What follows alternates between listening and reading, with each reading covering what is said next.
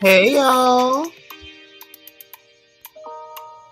what's up? How y'all doing? Look, I know we cooking, but I said, let's take a break. Let's kind of pull ourselves away from the stove for a quick minute because things is happening and we got to gossip about it. We got to gossip about it. Now, some of y'all was up late last night when we was up gossiping because the Twitter stuff, the social media stuff was out of control. But look, I know we cooking, ladies. I know we got our bosoms over the burner.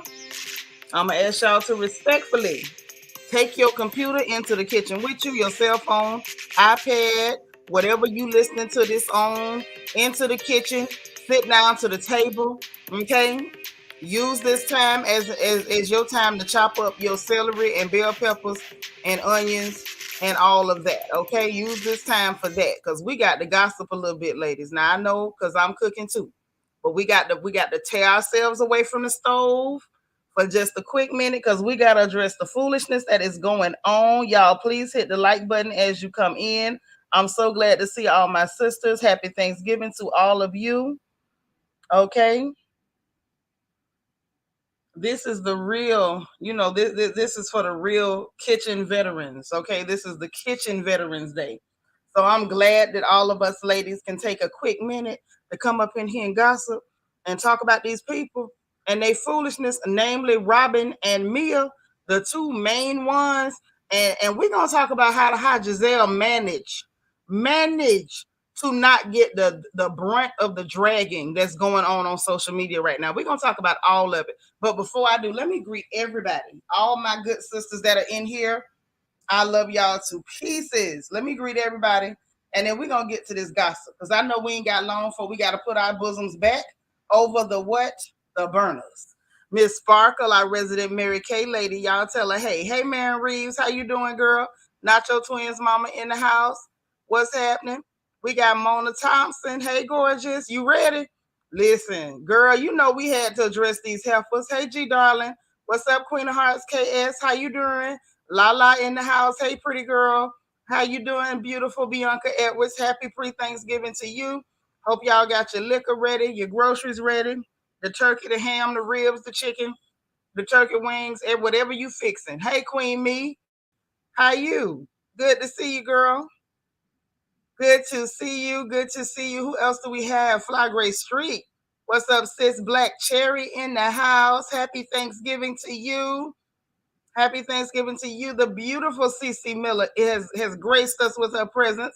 What's going on, LJ? Good to see you. Hey, sassy girl, what's happening? Good to see you. Delicia Dismute, what's up, sis? How are you? Always a blessing to see you. DV is in the house. What's up, DV? Cool gamer, how are you? FD Johns, hey there. Happy Thanksgiving. Hey, my silver diamond. What's up, boo? BJ Dez is in the house. Hey, Auntie Eva, happy Thanksgiving to you. Imani Taylor, what's up, girl? How are you? My good sis Marilyn McGowan is in the doggone house. Glad you made it. Candy R is up in here. Hey, God's anointed daughter. Good to see you. Good to see you. All right, all right. Kira Bright. Hello, pretty girl. Miss MO1, happy Thanksgiving to you. Sheila J, good to see you, girl. How you doing? Deborah Randall, we got one of the Debs in the house. All right. DS Rochelle. Hey there. Glennis, what's up, sis? Happy Thanksgiving to you. I know you cooking. Who's Kira? Thank you for the super chat, girl. How you doing? You just got your offer letter from your dream job in fashion, feeling blessed and grateful. Listen, I'm going to celebrate for you over here. We are proud of you. We're happy for you. We claim this blessing for you. It will not only be a blessing, it will be permanent in Jesus' name. Amen. We so happy for you. Who's Kira? Lel, how you doing? We got Angie, our beautiful girl from Miami, in the chat. Delightful by Design. How you doing? Happy Thanksgiving. Hey, Renee. Divinely Country. How you? All right, all right. Who else we got in this chat? Morgan's Musings. Yeah, we taking a break from cooking. We sliding from over the burner. Listen, the time it's gonna take us to cut up the celery, bell peppers, onions, scallions, slice your squash, and snap your green beans. We got time to gossip while we do that. You know, we ladies, we can gossip while we do what we do. Hey, Kenya 330, we gonna gossip today real quick. How you doing? Good to see you. Look here, I can't wait to get into it. I can't. Coco Chanel, what's happening? Good to see you. All right. Child, did I get everybody? I think I got everybody. Because we got to get into this thing, y'all. Oh my God. Wow. Okay, so the first person that we got to drag. Now, some of y'all saw it on the community tab. Some of y'all did see it on the community tab. So the first person that we got to drag by her pig knuckles to this porch is Mia Thompson. Y'all know we talked about her in the middle of the night. Y'all remember Mia? Hey, Shanika C, what's up, Bookie? Now, y'all remember the rules around here. If somebody come in the chat, if y'all don't see me greet them, it means that I looked away and I missed them. If I missed them, don't y'all miss them, because it is important that everybody feels welcome. Y'all know the rules on the porch. Everybody is to feel welcome. Oh, and misspell your cuss words. I ain't gonna stop you from cussing. This ain't Sunday school, but please just misspell your cuss words, okay? Bet, bet. What up, Nano? How you doing? So listen. Now y'all know we was talking about Mia last night because she had originally put that tweet up and said basically I'm leaving, but I'm not leaving. You know what I'm saying? You know how she do. She didn't say she was leaving the show. She left it up in the air so she had room to pretend like, you know, if they don't fire her, then it you know, that's what it is. And we all know what time it is. Like, I don't know who Mia thinks she fooling, but she ain't fooling me. And y'all also know when we was on in the middle of the night last night, we found her actual face before she took them Ginsu knives to it. And we were trying to figure out why she would mutilate herself like that. But that's neither here nor there. That's neither here nor there. Uh-oh, the second half of the Debs. How you doing, Debbie Garcia? Good to see you. So listen. So y'all remember that from last night, right? Y'all remember that? I hope y'all remember that. Let me go to last night. Well, it wasn't even last night. It was the middle of the morning. Child, I think I went live like 3:40. Okay. So let's backtrack and we're gonna cover all of it, okay? We just gonna backtrack and cover it all. Because we know what we talking about. Kira Bright, thank you so much for the super chat. She said Mia thinks she fooling us. I knew she was a gutter sniper the first time I seen her. Y'all was saying that. I tried to give this girl the benefit of the doubt. I did. Because like for me at the time, I was like, okay, she might be a little kooky, a little goofy. She play around. She got a little slick mouth. I thought the girl might have been all right. But honey, she was not. She was anything but all right. Thank you for the super chat. You remember from last night, right? DV say Mia can lie all she wants just as long as she not on RHOP next season. But I think she doing that because she feel like she gonna get fired and she trying to save face. It's a little too late to save face. She could have saved her face a long time ago, but you know, none of my business. Tutu, what you say? She ain't fooling you. I know that's right. Hey, Anigan, what's up, girl? So let's run it back. Let's run it back, and we gonna come on down the road to where we are right now. We're gonna come all the way down the road to where we are now. So this is what we was talking about in the middle of the night. She had posted, I had to make you uncomfortable, otherwise you would have never moved on. Now, this was on Instagram, I believe. And so then her captions were, when you had to fight your whole life to make it out, you no longer remain in places that bring out what you worked so hard to overcome. And then said, for the sake of my children, my family, my friends, staff, and business partners, I have to move on. Hey, Cena. Hey, Cha Cha. I feel like she did all of this, y'all, trying to save face, which I said that last night. She did all that trying to save face, and she's not fooling me. She hoping she don't get fired, but she throwing that up in the air like, well, if I do, I can say, well, I had already decided to leave. Okay? So then, let me see if it'll, okay, well, that's her face. That was just her face. So she did that on Instagram. And we did cover the transformation from where she went from looking like a girl with some color to, you know, this situation right here. Okay. Now, This is what she put on Twitter this time. Reactivated to say, my actions towards Wendy was intolerable. It's unfortunate that you all will attack my family, friends, and my businesses based on an edited TV show. While I was committed to drama and entertainment, I must do what's best for brand and partners. Much love, Mia. First of all, this is not an apology. So I felt like let's just talk about this. This is not an apology. Am I wrong, y'all? Am I wrong? Because I don't see an apology. I don't see one. Let's dissect this. Let's go little bit at the time. Her actions were intolerable. What the hell are you saying? What it was deplorable. It was disgusting. It was abysmal. Hey, vet. It was so many things, and I feel like intolerable is putting it way too lightly. Hey, Dr. J 1913. I'm right there, but this ain't no apology. Hey, Jackie, this is not an apology. Then she says, then she went straight into victim mode. It's unfortunate that you all will attack my family, friends, and businesses based on the edited TV show. First of all, ma'am, let's stop you. Hey, D. Marie, let's stop you right there. Now you want to out the whole franchise. Oh, they edited their edited TV show to try to downplay them because you took it on yourself to be first obsessed with this black woman and secondly to attack physically this black woman. Your attack was so you were so zealous in your attempt to a physical attack that you broke your own nails and beat your own behind and ended up crying, sounding like you was talking into an oscillating fan because your lips was just flapping like mud flaps on the back of a semi truck. Now all of a sudden it's just an edited TV show. Nobody edited in you throwing your purse. Nobody, hey, Esmeralda 2286, welcome. Nobody told you to throw your purse. Nobody edited in you throwing your cell phone. Nobody edited in you throwing that drink. You did that, honey. Okay. And number two, this is unfortunate. It's like it's such a shame that y'all going after me for what I did. Let me be clear. Now I've been watching this whole thing develop.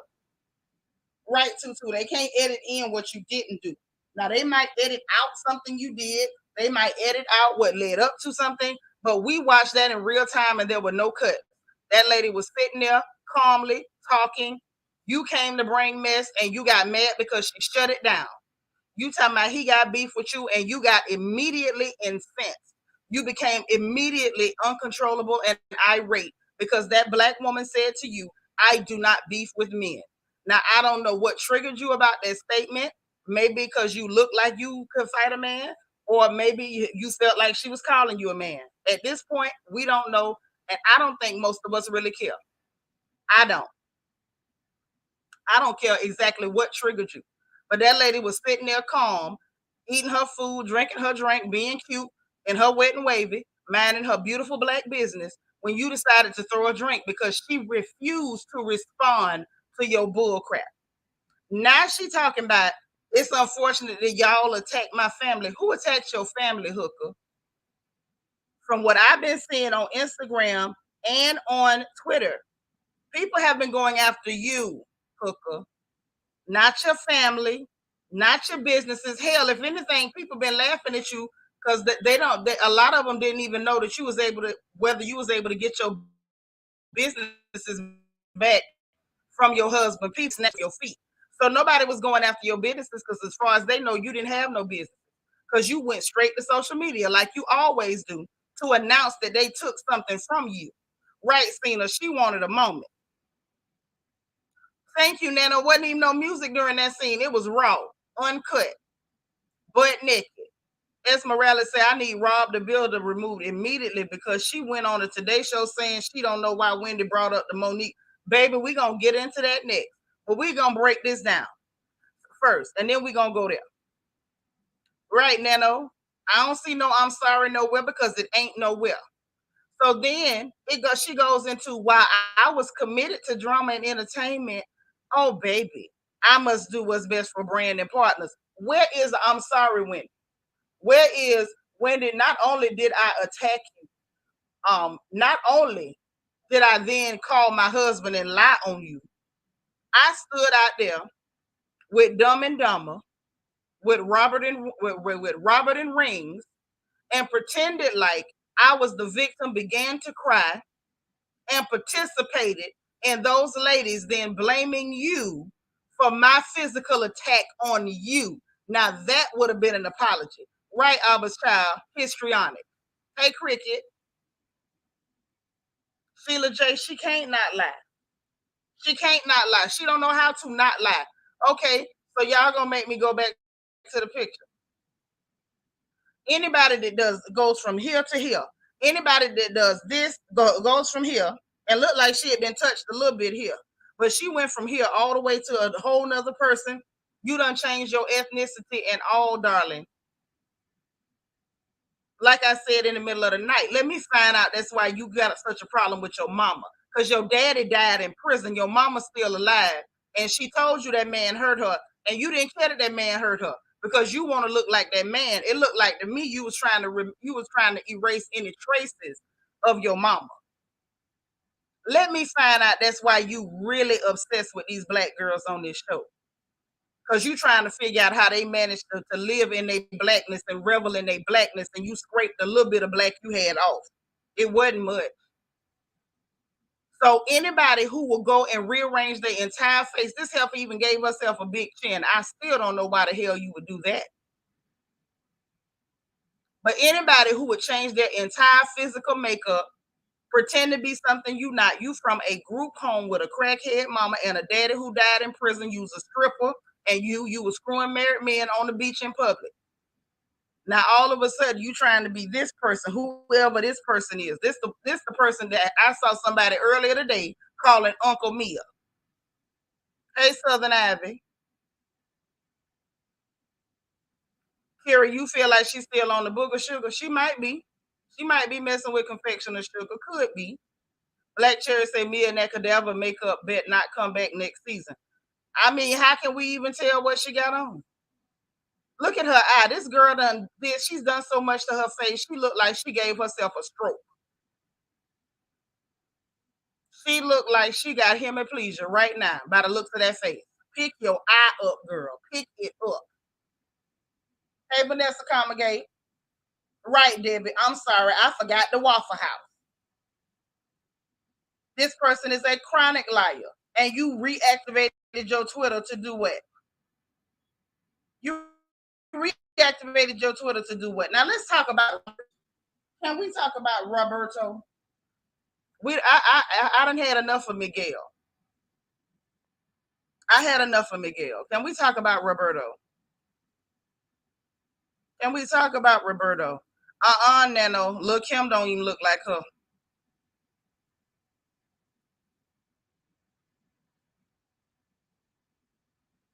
We can't even put that on Kim.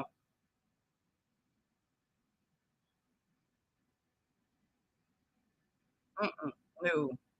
I want to get to this statement that Roberto made to the Today Show. Okay. Who's Kira say Mia ain't look feminine since her and Gordon's wedding photos. Right. Esmeralda say Rob the Builder's gotta go. Not she told the hell up. Not that.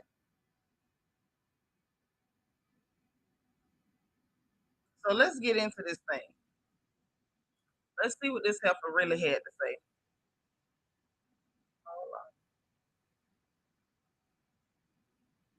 Because I don't want to misquote nobody. That's not my style. I'm gonna leave a line to Mia. I won't say she's better at it. I won't say that because that's pushing it. So Robyn says, let me just read what they got. I'm gonna just read what they got verbatim, and then we gonna all discuss this together real quick. Robyn Dixon tells Today.com, Mia was wrong for throwing the drink. I wish she didn't do it. But my thing with Wendy was I really wanted her to stop because I didn't want her to do something that she would regret and jeopardize her job or her reputation. Can we stop there before we do the rest of this? Ma'am, you didn't want her to stop because of anything. What you did was you sat there, you pulled out your phone, you turned the light on, You trained it on this lady and you started telling her to fight. Let's weigh this thing out.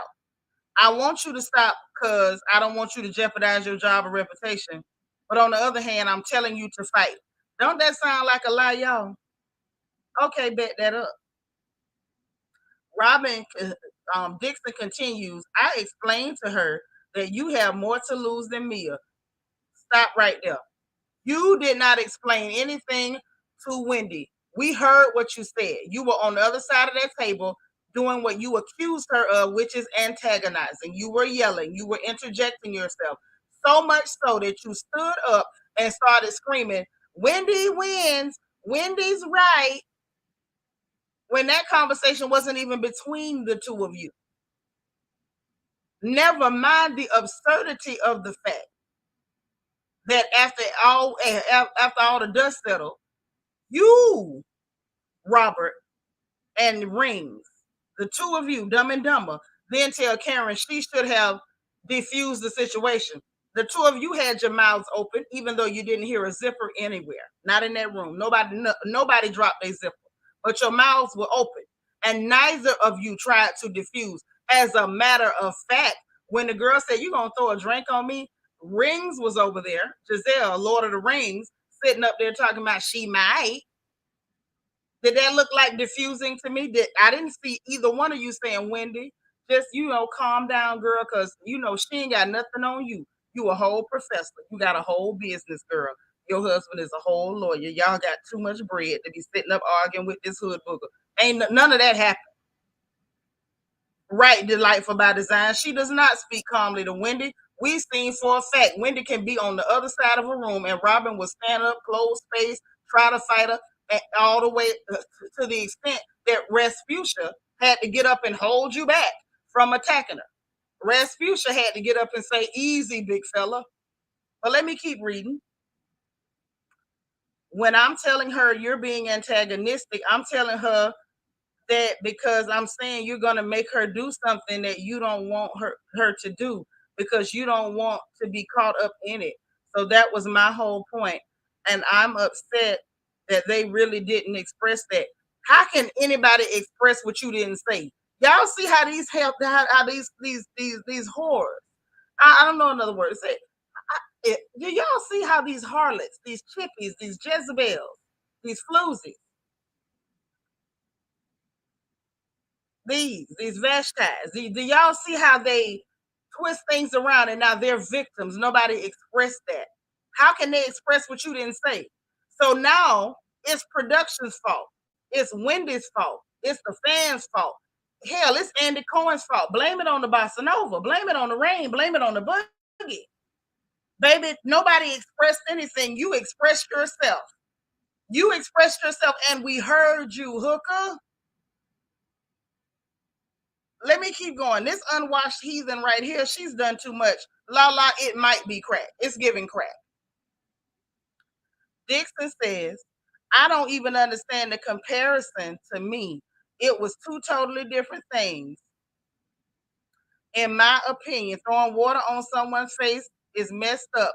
But to equate it to Monique grabbing Candace and punching her multiple times, I just couldn't make the connection because you don't want to, just like you still ain't been able to make the connection between soap, water, and your rancid behind.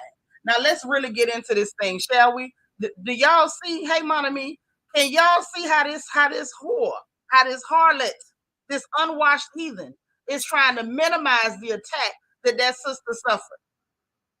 She threw water, she threw a purse, she threw her phone, and her frenemy Jacqueline had to come over there and become a horse wrangler. Or else she would have made contact. And then, by God, y'all to swore up and down that Wendy was the aggressor when she had to defend herself against that large gentleman. But you see that you don't get the comparison. I see the comparison. I see the comparison. It was a physical altercation. And actually, if I'm gonna tell the truth, do y'all mind if I tell the truth for a minute? Since we all taking a break from cooking, do y'all mind if I tell the truth for a minute? Is it allowed? Can I? Do you mind? I feel like this was worse. If it's all right with y'all, I'm gonna just tell the truth. I feel like this was completely worse. And the reason I feel like it was worse is because at least Candace was taking was taking part in it. She was participating. She was up there nose to nose with Monique.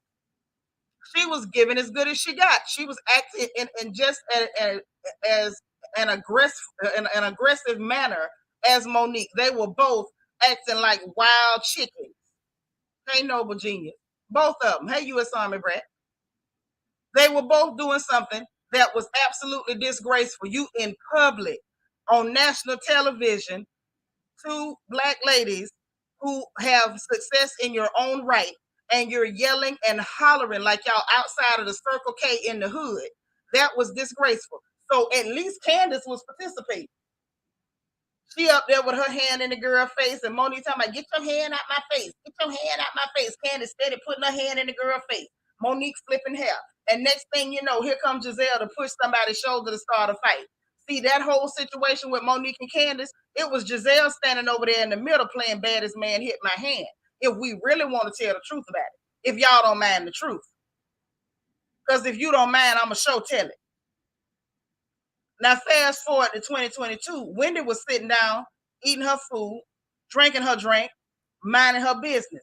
You tried to turn up, and that lady literally doused your fire. She put your fire out because she didn't entertain you. She kept her voice at an even level. She literally almost laughed in your face. You said he got beef with you. She said, I don't beef with men. Sounds like he need to call it.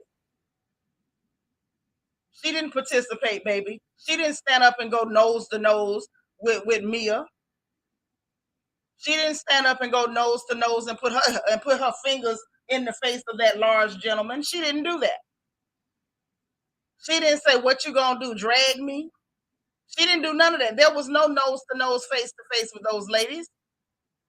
So if you're gonna say you don't see the comparison, Robert Dixon, then just say that. Say you don't see the comparison because Wendy was not an active participant in any aggressive behavior, in any combative behavior. She was an innocent victim. Unless you're trying to say that black women do not have a right to speak. And if we speak, that gives other people the right to attack us. And if that, ma'am, is your assertion, then you should have absolutely been on Monique's side. But I digress. Let's go. Then this hooker says, whew, it just didn't turn into that situation. Like we weren't like, oh my God, Mia's horrible or Wendy did this. It was one of those things where it wasn't one of those things where we were taking sides. It was just like, okay, this has got to stop, Dixon added. Lie, you lie. This girl can lie for Africa. Oh, I'm sorry for her. She can lie for Europe. First of all, you did take sides. You went out there to the aggressor, to the person who actually committed assault and battery. And the only thing Wendy did wrong was not dial 911 because I can promise you I would have. That whore would have went to a Dade County jail and I'd have saw to it. Bet me. Hey, Mary. You and Rings, Robert and Rings went trotting out there. Robert and her ruffles went trotting out there to comfort Mia and said, no, don't you leave. You don't leave. She did that. She was baiting you. She was antagonizing you. But you didn't take sides, Robert. Really, Robert, you didn't take sides. Are you sure, Robert? Because I could have swore we saw you and your ruffles taking sides. Yeah, she blind. She blind. So listen. Then she says, with the Monique thing, the violence was not okay. But I was more upset about what happened afterward with social media, the manipulation, the lying, and all of that. So are you saying that that's what you're doing now? Because it looks like you're online now trying to manipulate, trying to lie, and all of that. So should we be mad now? Should we have gotten mad before you made this BS statement, or are you telling us that we now have your pale permission to be upset now? Girl, this is exactly the same situation, except for the fact that Wendy was not behaving or displaying herself in any aggressive, combative, or disgraceful manner. Stop it.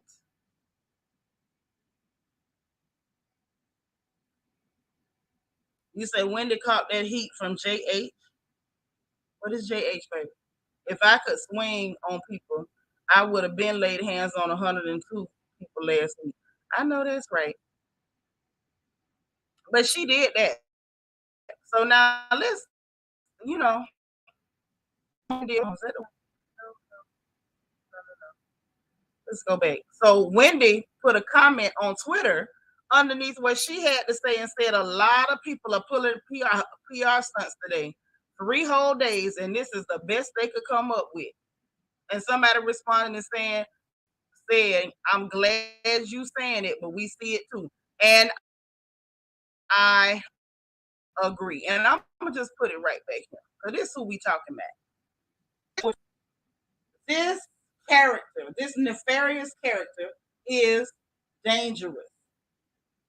This is a dangerous individual, and she absolutely needs to go. And a lot of y'all are saying that Robert Dixon need to go right along with her. Hey, leader, we taking a break off the stove. We got to gossip real quick. This right here, this should be on a wanted poster in case she decide to go back to her old face to evade the law. But this needs to be on a wanted poster. This is a dangerous individual. This is a dangerous individual. A very dangerous individual. But I had to say something, y'all. I couldn't take it. I couldn't take it. It's the idea that now they want to go online, and both of them, neither of them have apologized for their deplorable behavior, attitudes, and attacks on Wendy Osefo. Not one of them. Instead, both of these unwashed heathens have taken their disgrace in glorious tales on the internet to make themselves the victim and to pretend like we doing something to them by holding them accountable. Help me understand. Hey, Leslie Love, it don't make no sense. You say, Giselle need to go. She's the antagonist. Now, that's the other thing I want to talk about real quick, if y'all don't mind. And I want to hear y'all's thoughts on it too. I put the StreamYard in there. Let me put it in there a couple more times and see if I can pin it. Right? Because because we need to discuss how in the hell Giselle manages to be the Svengali, to be the puppet master, pulling strings, stirring the pot, playing baddest man hit my hand. Nobody still has called her on the carpet or held her accountable for her part in what went down between Monique and Candace. Even Candace ain't holding her accountable. Candace still behind is online trying to argue with Monique. Baby, we already know you ain't hit Monique with that glass until after she hit you upside your head. Everybody knows this. Arguing for what? What are you arguing for? You're making yourself look stupid. All the way down to saying dumb stuff like a woman who's married to a man that can buy and sell you and your husband is looking for a check or she desperate for a check. You're making a fool out of yourself. And you still have not addressed the fact that Giselle put you in the weasel suit. Giselle was the one that got your wig shifted. Giselle was the one that got you embarrassed. Giselle was the reason you was around there putting up post-it notes. Giselle was the one that is the reason why you almost got you a whole sponsorship with Kleenex with them neatly folded triangles. But you too stupid to realize Giselle is the one that put you in the box, baby. Giselle is the one that put you in the box.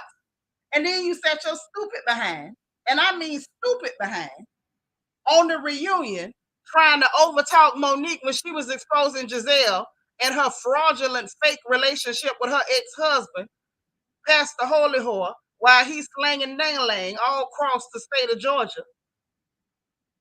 You trying to help her defend her ex-husband, and then fast forward, now she going after your husband. Oh, ain't it funny how the tables turn? See, everybody in this situation is getting their comeuppance.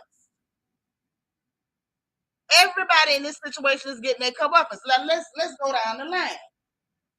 Let's go down the line. Okay? Number one, Candace. Candace, you participated in that mess, and so did Monique. Monique participated in it. Candace participated in it. Giselle was pulling the strings and pushing the buttons. Got y'all to fight each other. Monique, you off the show because you saw Bravo was happy to tear up your little black family. You know them clear people don't like to see no good black family, especially not no wealthy black family. I'm trying to figure out if you got an extra chromosome or two. Then where Candace is concerned, you thinking these heifers your friends, they being colorist as hell, and you was fine with it. You didn't even pay attention to it until they turned it against you. Hey, Mika. Hey, Well, I want one to second, thank you for. Okay. 1 second, baby. And then now these people, the same lady that you was trying to talk over Monique to defend her ex-husband is not telling lies on your husband. Now she got the whole cast that everybody on Team Yellow telling lies on your husband. Where Robert is concerned, you nasty, you've been low-key nasty the whole time. Now you've been exposed. Your chickens have come home to roost. Mia, you ain't been there but 5 minutes. You scraped what little bit of black you had off and trying to pass as one of these women and so happy to be accepted by them that you went so far as to attack this lady that you clearly seem to be obsessed with. Now your chickens have come home to roost. Y'all see how this thing is running? But Giselle is the one that keep escaping. Go ahead, sis. Mika, how you doing, girl?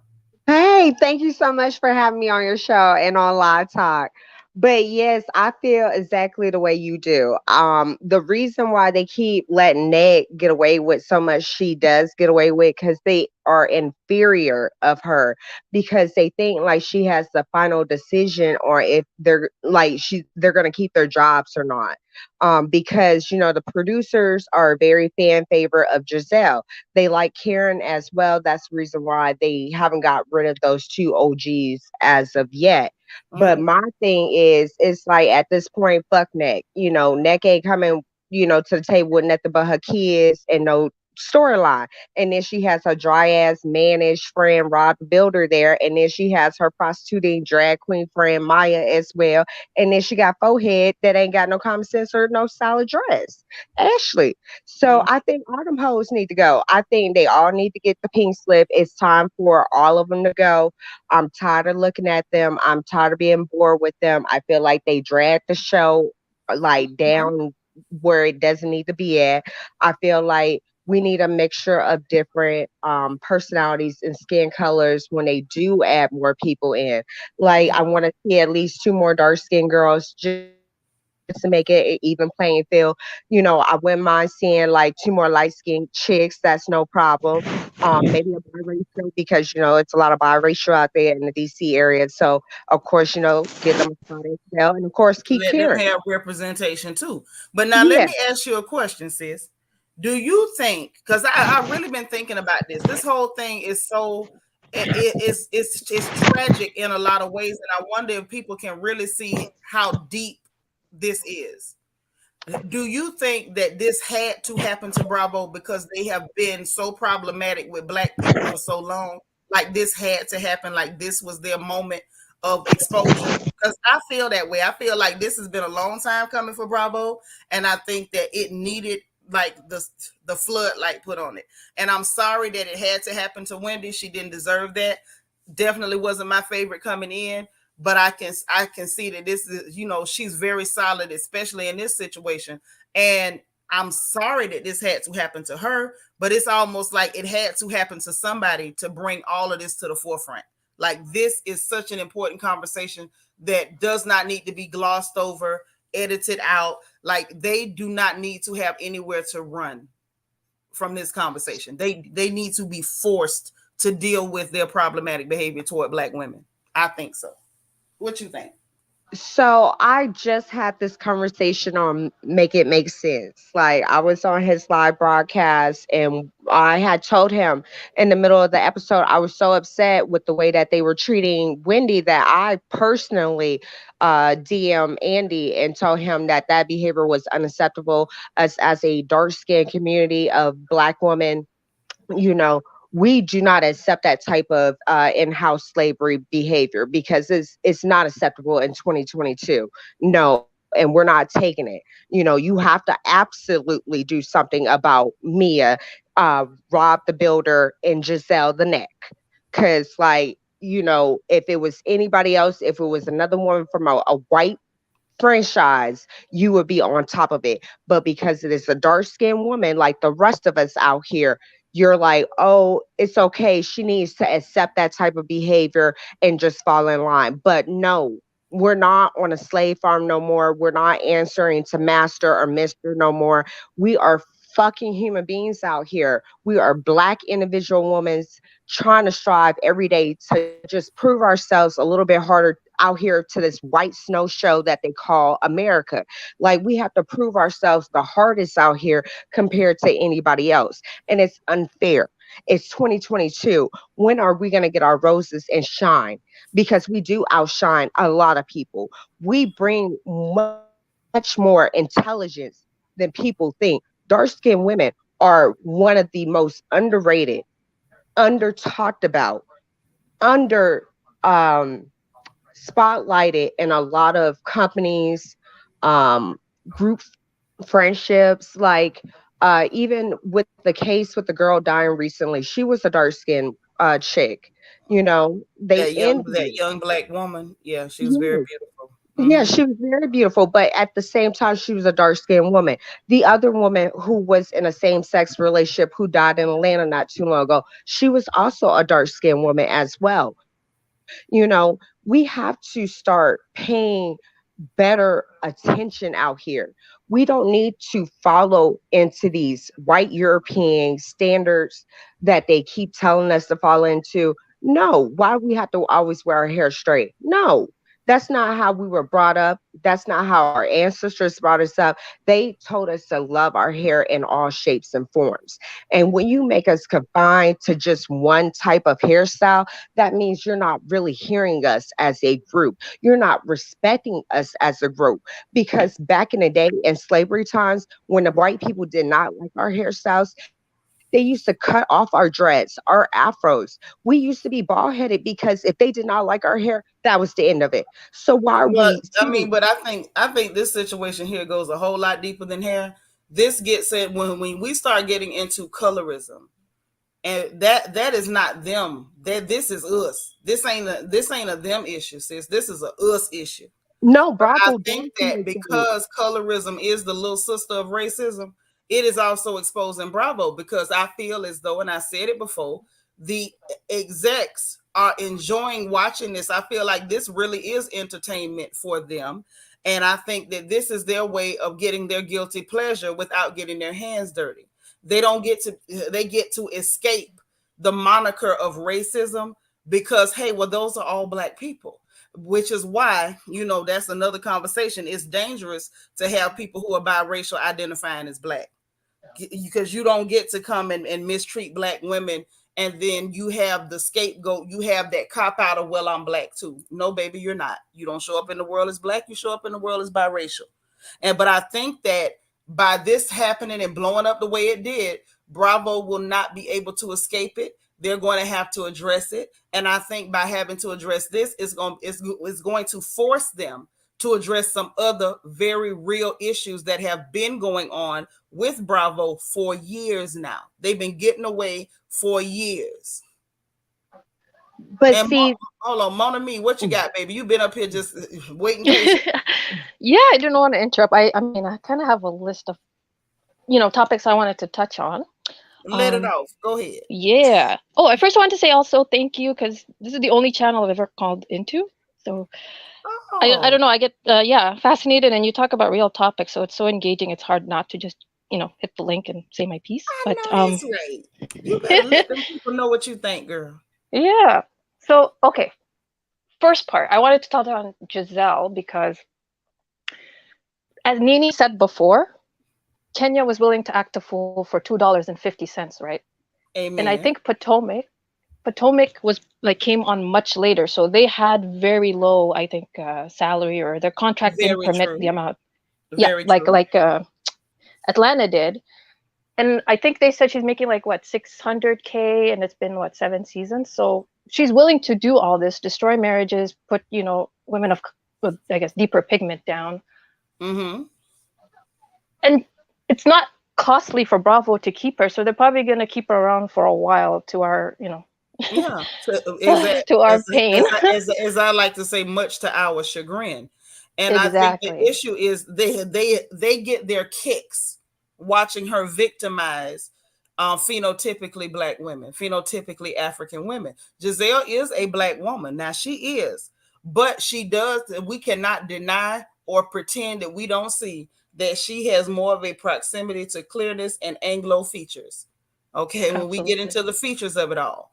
So I think they get their kicks watching her attack, abuse, bully phenotypically black women.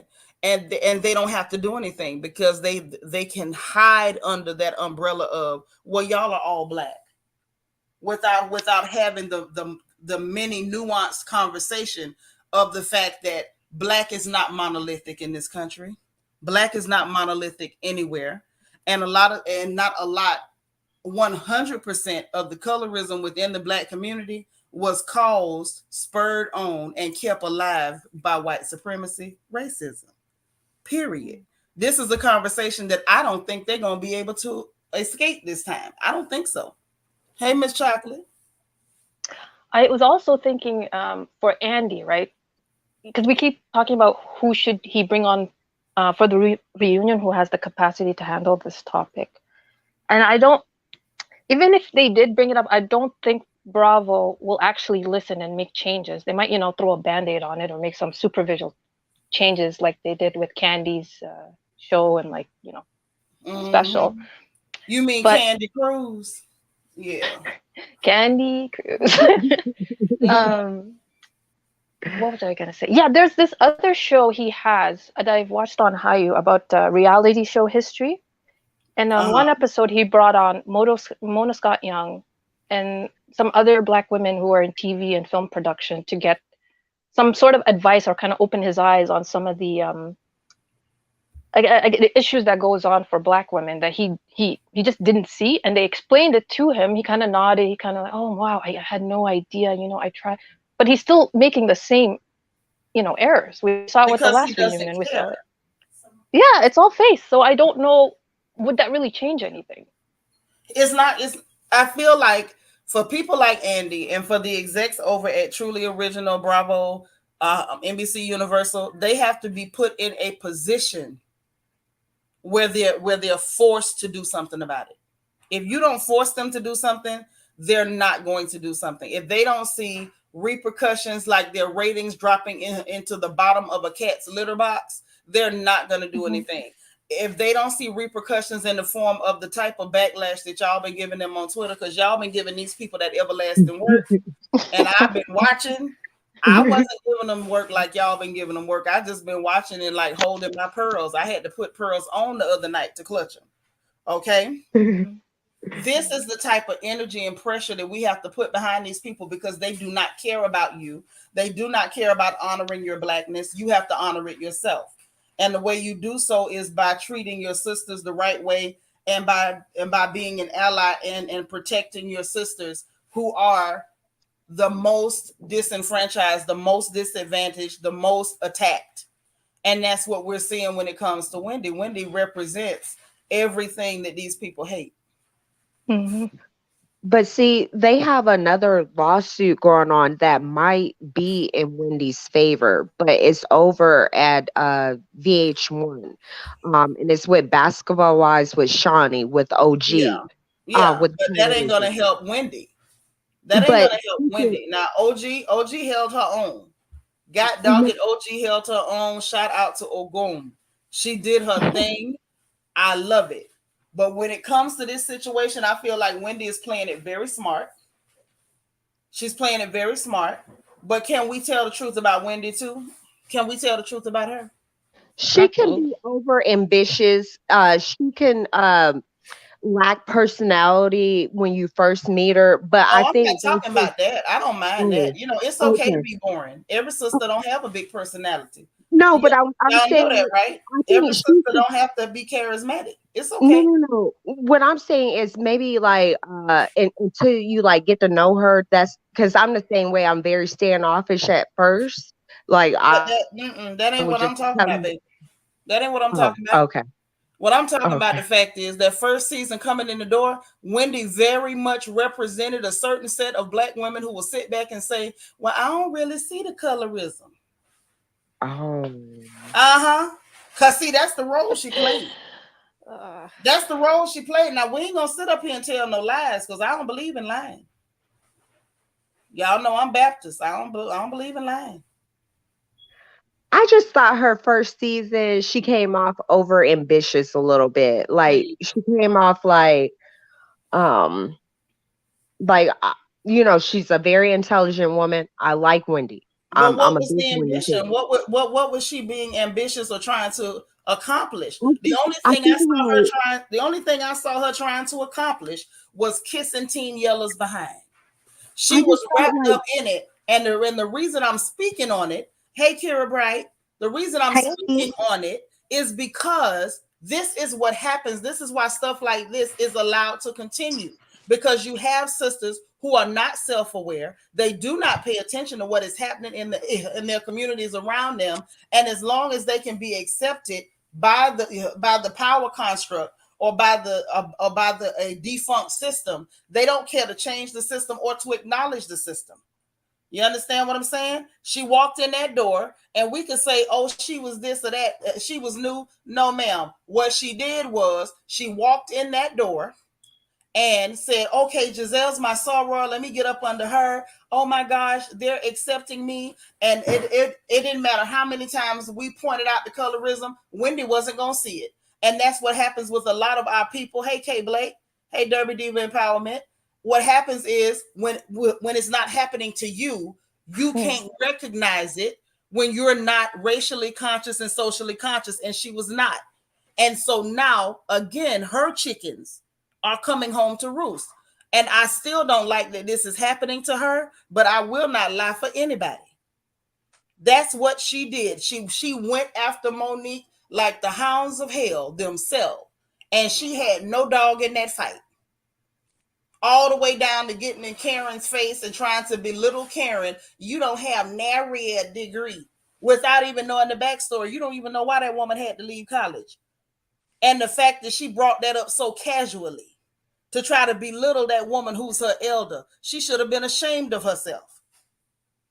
All in the effort to try to help these people attack their sister. And she couldn't even pull herself out of it to see why they were attacking that sister.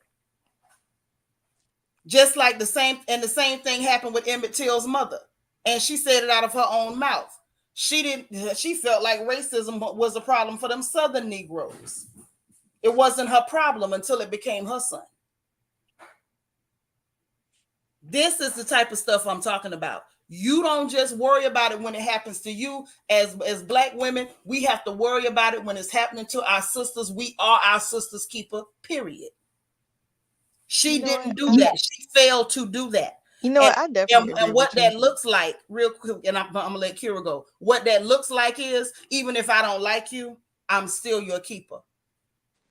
I don't like the stuff that Candace does. I didn't like how Wendy came in there and participated in the chicanery. But that's still our sister. What they're doing to her is wrong. It is based on ignorance and colorism. And so we have a responsibility, nay, an obligation to say something about it and be her mouthpiece. What you was about to say, Kira?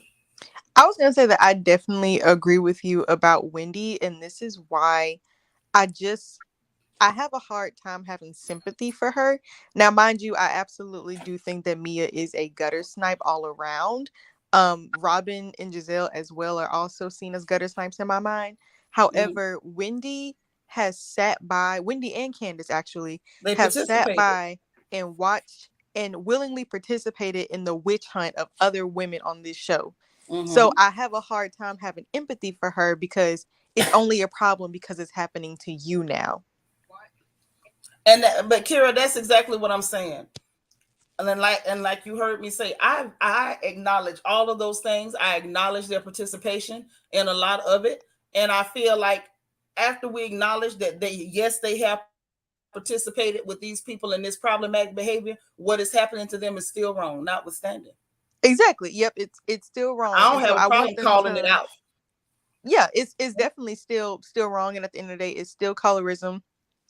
And I and it needs it's to just stop. when it And if, comes to if we Wendy, allow them to get away I be with having it a hard on the time having people, sympathy for her, because she does it to other people, but then once it's done to her, it's like it's a problem. Like almost like remember last season when Giselle had came with that rumor about her husband having a illegitimate child. You participated in the witch hunt of Monique's husband, going around sure saying did. that her child didn't belong to her husband, or saying that she was cheating Hmm. on her husband, but not somebody coming for yours, and it's an issue. Like, Yeah, mm, it's true. Queen, thank you for the super chat. Queen said, please stop with the nonsense. There's nothing wrong with being accomplished. There isn't.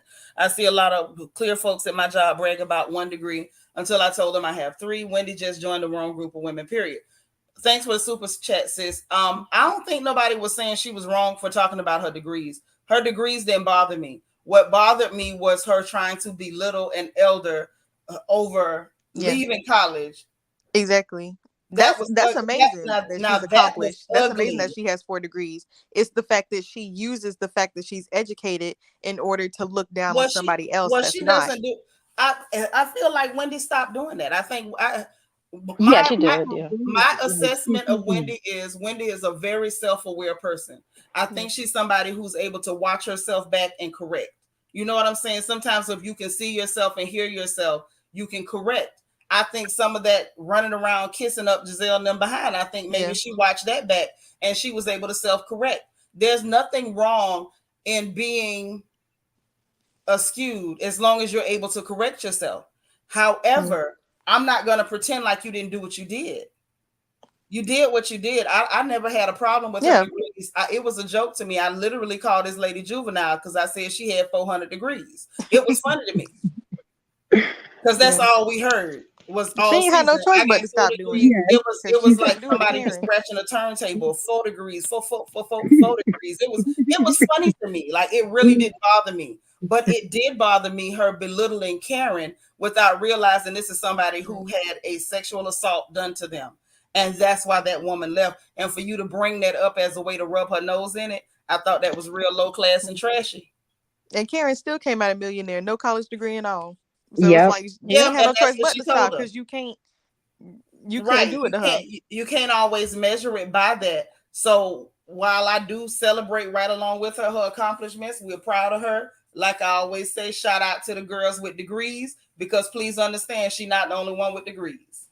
I can't speak for the rest of you, but I got a degree. Like, we got to always shout out to the girls with degrees. I love to see Black women accomplishing things, building, achieving, and breaking ground. Very proud of her that she's the only Black professor at Johns Hopkins and the youngest. Very proud of her. But that does not erase her problematic behavior. Yeah, she's definitely exhibited that. What? Yeah, she was off on the wrong side of things. Yes, Karen is a millionaire, Nano. They got it. They got it. Yeah, Karen is a millionaire and she married rich. And she Yeah. married rich. That's why I was laughing at Giselle, like, you picking at this lady because he owed $1 million in Texas. You got to make a few million to owe $1 million. Like, please do the math. Please don't embarrass yourself. Same thing I said about Candace with her little slick comment. Oh, like, Monique wants access to a check. Baby, her check is rolling over in the bed at night when that man tap on her shoulder. That's her access to a check. Ooh, Don't play ooh. yourself. Don't play yourself. And then she responded to somebody saying the woman is kept. Baby, that's a weird flex. That's a weird flex. You trying to insult her by saying she's kept all the while you are keeping a man. She can Yeah. run around the house in her fuzzy slippers and raise her babies, and your husband can run around in your house and with fuzzy slippers on, with no babies to take care of. So it's a weird flex. My thing is, I believe, y'all know me, I tell the truth on everybody. Period. And even if you have done some not so great things, if I see somebody mistreating you based on just the strength of you being a Black woman, that's wrong, and we got to talk up. Hey, Evolution. We got to talk up. We have to. This being quiet, sitting back because it's not happening to you, and saying like, oh, I don't see a problem with it. I don't think it's that. I don't think it's that. Yeah. And then when it happens to you, you're going to be looking for your sisters to have your back. And it But leads to everybody else taking it less seriously because now they're diminishing your experience. Mm-hmm. They were saying something years ago with the Atlanta Kept by the Housewives. trainer. The trainer don't have no money. She pays the trainer, honey. Chris takes care of her. I know you. You know, maybe it sounded right before you started typing it. Go ahead. Oh, they said years ago, a couple of the women from the Atlanta Housewives, they said they were talking about racism, but I think they paid them out in settlements. That's the reason why they never came to light. That's what they do a lot of times. You know what I'm Yeah, saying? Bravo They'll covered handle a it lot of. behind the scenes so that they can pretend that there was never a problem. Move along, nothing to see here. But that's why I said this moment with everything that's happening with RHOP, I feel like it had to happen. It had to happen because this one, they're not going to be able to sweep under the rug. People are too incensed. Because, again, I remember how y'all was acting up in here on Sunday. That girl did that to Wendy, and y'all was mad 2 hours later. I'm gonna admit it. I did right on me as well. I was really nasty to her. I really don't like that drag queen, and I think I went to go right on Rob the Builder's wall too because I can't stand his managed ass either.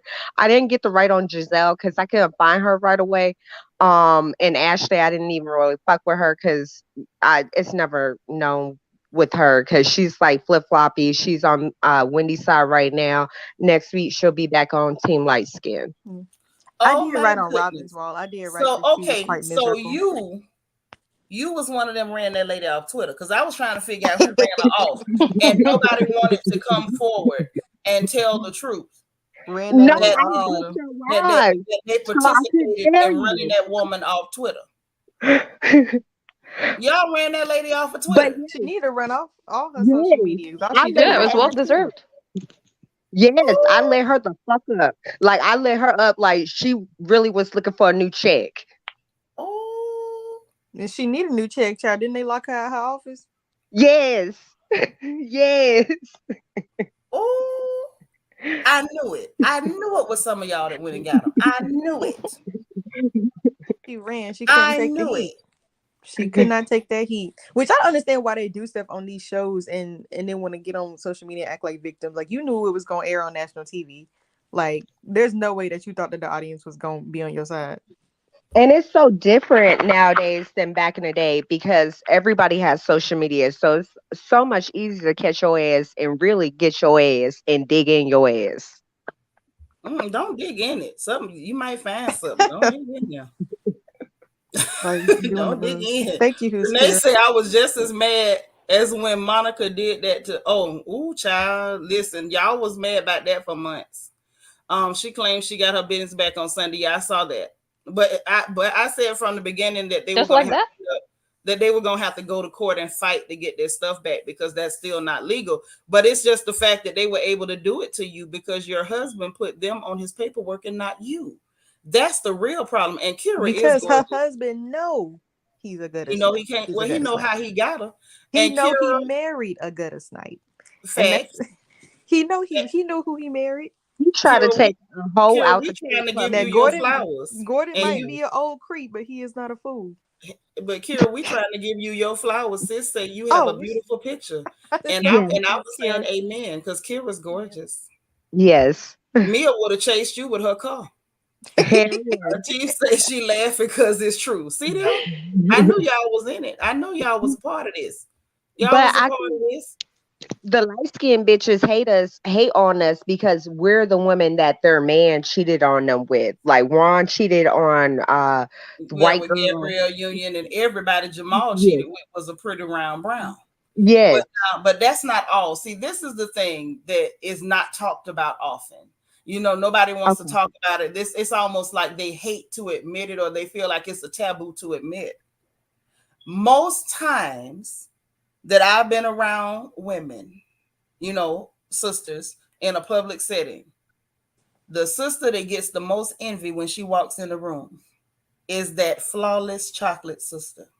You let a sister come in there oversaturated, heavily saturated with melanin, looking smooth, smelling like cocoa butter, hair whooped, clothes laid.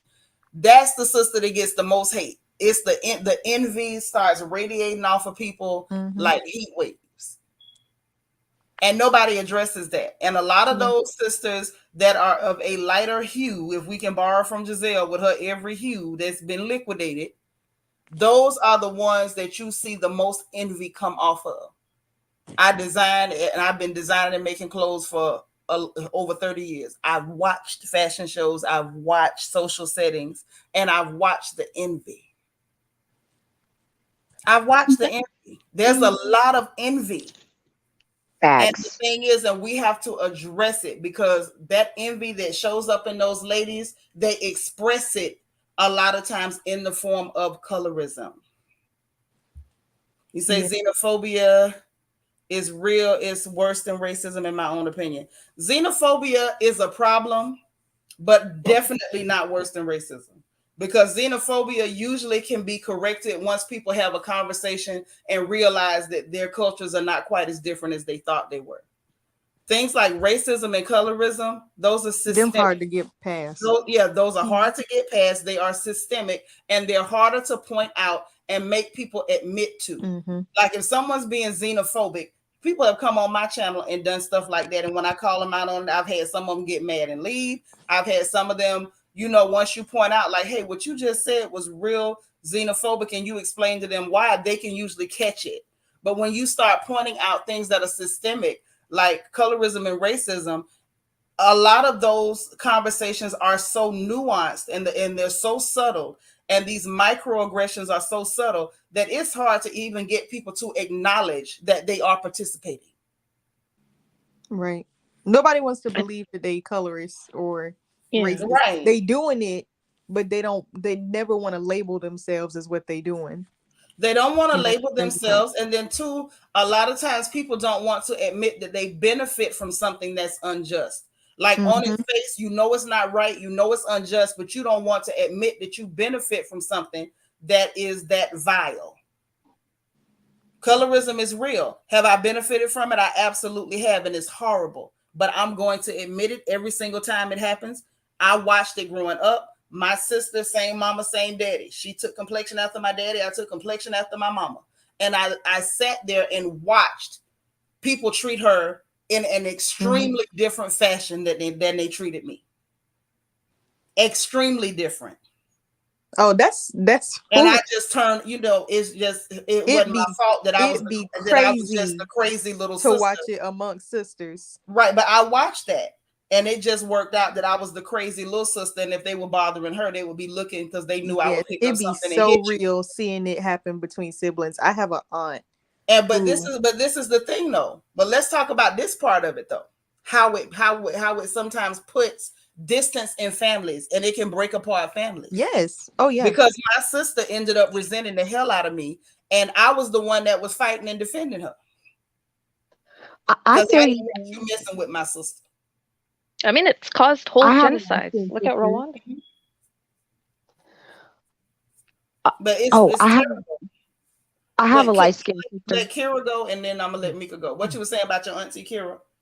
I was gonna say I have an aunt who my aunt is dark skinned. And so she has two daughters. One daughter, like you, took complexion after her, and then the other one took a lighter complexion after her father. And growing up, because we're all kind of like in the same age range, growing up, I noticed the blatant difference in how she treated her light-skinned daughter versus her dark-skinned daughter. And my family, colorism definitely runs deep in my family, okay? Like very much so.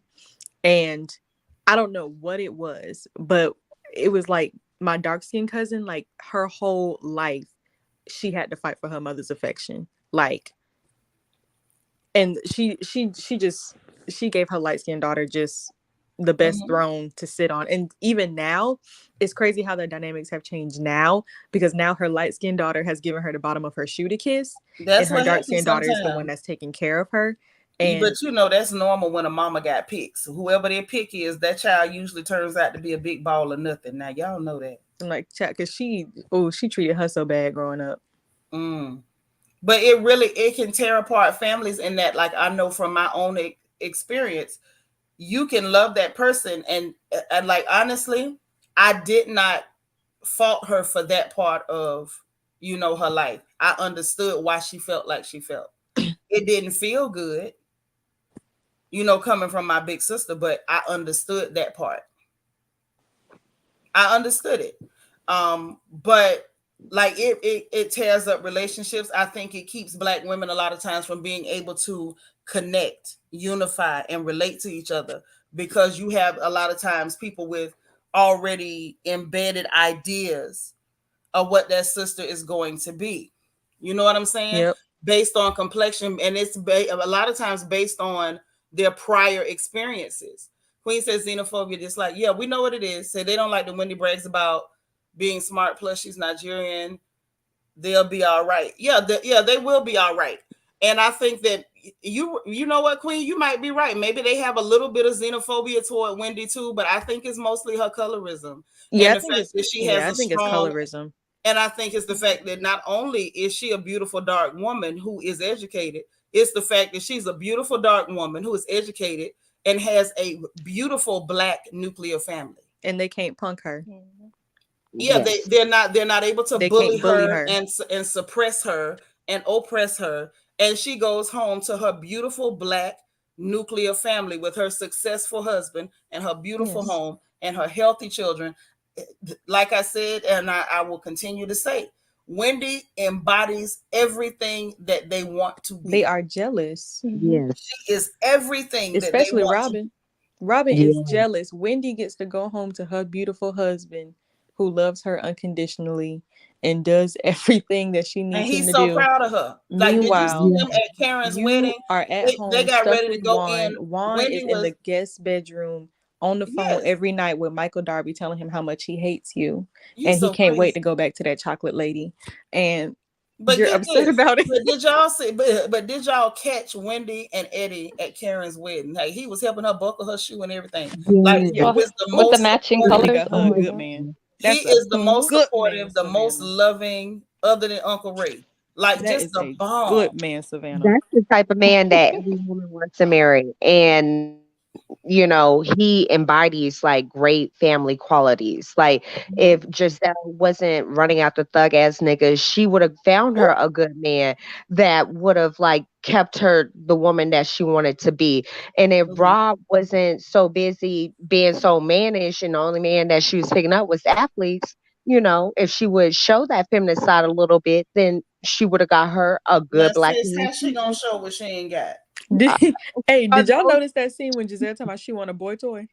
Yeah, yes, I seen that. But now what? hold on. But we're not gonna get away from the nuances because we own it. We Yeah. own it tonight. I'm taking a break from cooking. We're gonna get on in it. Sad, she can't Can even I Okay. keep an add old something, man talking about Seanitra? she want a young one. Let me yeah, go ahead and then I'm gonna say what I want to say. Go ahead, Monami. Yeah, I just wanted to go back to that when you were talking about the fine chocolate sister walking in and all, Yeah, women the being jealous envy. of her. That's Yes, why I and was going what's back to too. But go ahead. oh, and the Potomac ladies is that I kind of sense there's a very, very deep rooted self hatred in that, and then colorism. When you see Mm-hmm. someone who's very deeply melanated, fully natural, looks gorgeous without even trying, right? You didn't have to go to a doctor. You didn't have to do any, like, there's certain blessings that come with having that level of pigmentation.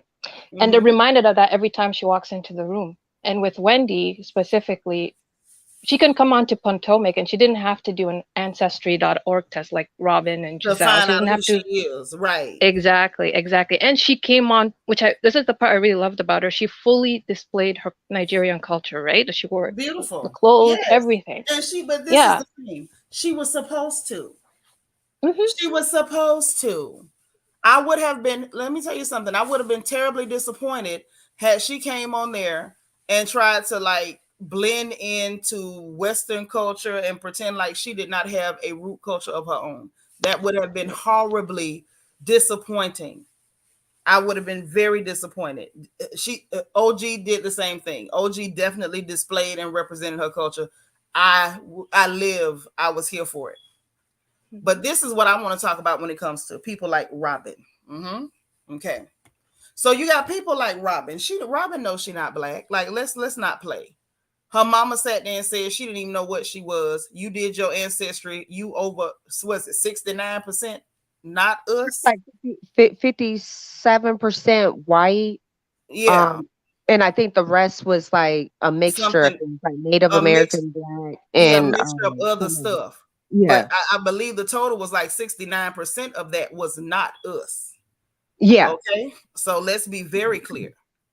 And I think what happens with people like Robyn is that you have fit into Black culture because it benefits you, and to, you know, the sickness and the dysfunction of colorism within our community, it benefits you. You get to put yourself at the top of the pile and position yourself as a novelty, or as something that can be fetishized, or something that can be considered exotic, when really you're not exotic, you're just not us. Okay, so I feel like what happens with her is a lot like the Catch Me Outside girl and the Whoa Vicky girl. It is, we get a caricature of what your perception of what Black is.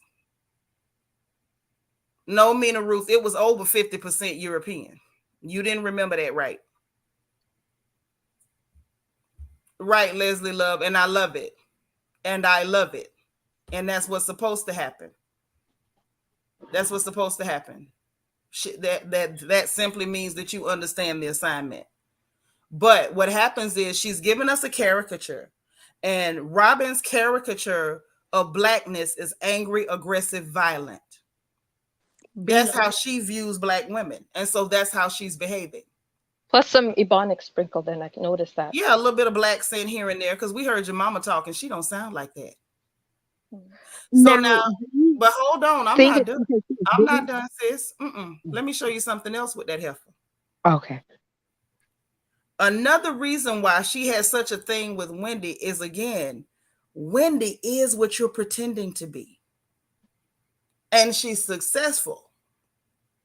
She's everything you pretending to be. It's everything you will never be. You're going to sit over there and you're going to look like Opie Taylor. You're going to look like Alfalfa for the rest of your life. Wendy doesn't have to give us a caricature. Wendy doesn't have to put on a Black scent. Wendy doesn't have to pretend to be aggressive and angry and run around barking like a bulldog. She's simply herself. She was born in her glory. She doesn't have to fake it. That's what's bothering Robert. That's why you don't see that same level of, hey Terrell, that's why you don't see that same level of aggression from Giselle. Giselle is not insecure about her Blackness because it's yellow or not, green eyes or not. She knows she Black. Robyn knows she ain't. Don D say, in hindsight, I believe she mentioned her degrees thinking she'd get respect because her culture respects education, but she found out what she didn't want to believe on the show. Lightness gains respect. Yeah, that's what I was saying earlier, Don D. Wendy did not see the colorism until it was aimed at her. Now she sees it. Auntie Eva say the African heritage and culture is what the network hates. Definitely. They don't want to display the grandeur or the strength of our people. They don't. And the last thing they want is someone who actually has culture and tradition, displaying it, being proud of it, and not casting it off, acting like America is heaven, and now I have to deny everything that I am. Yeah, and I want to see Wendy's culture. Do that, huh? I said I want to see Wendy's culture. Well, I mean, we've been seeing her culture. When did she have like something? She had the baby shower. I think it was the baby shower for Cameron. She had dressed up and had her mama there, and they did her mother being there alone is like everything. Her mother is almost a carbon copy of a few of my aunties. Like she is like, sweet Lord, she is. Not to mention, even with her candle company, she could have just, picked some regular name, something Western or English. She made it her business to use an Igbo name. Like the fact that her family is so strong, even her supportive husband, like literally Wendy is the culture. Like we ain't even gonna play that. Like, I don't think displaying your culture means that you have to turn yourself into a museum exhibit or come out and act like you are on display at a zoo. Because I would have felt sad if she felt the need to go that route. But Wendy is the culture. Wendy embodies the culture. Wendy is representing Nigeria and representing the East very well. Very well. I was not happy with the way she represented the first season, but everything after that, I'm definitely behind her. Definitely behind her.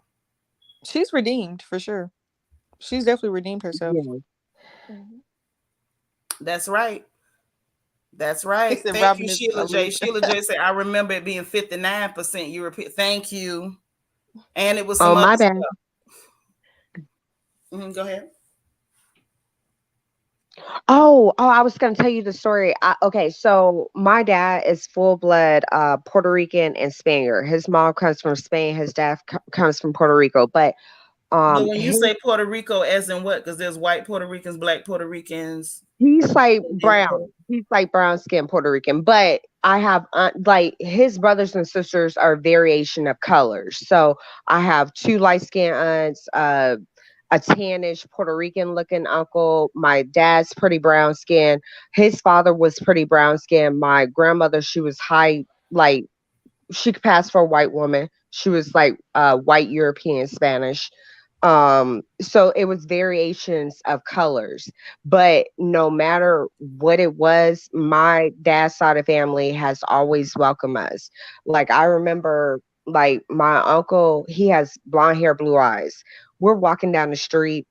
I'm I'm pretty brown skinned, but me and my sisters, we all vary in different colors. So I have a sister who's light skinned, and I have another sister who's like the darkest out of all of us. But I'm like a middle brown skin, like mahogany brown skin, basically.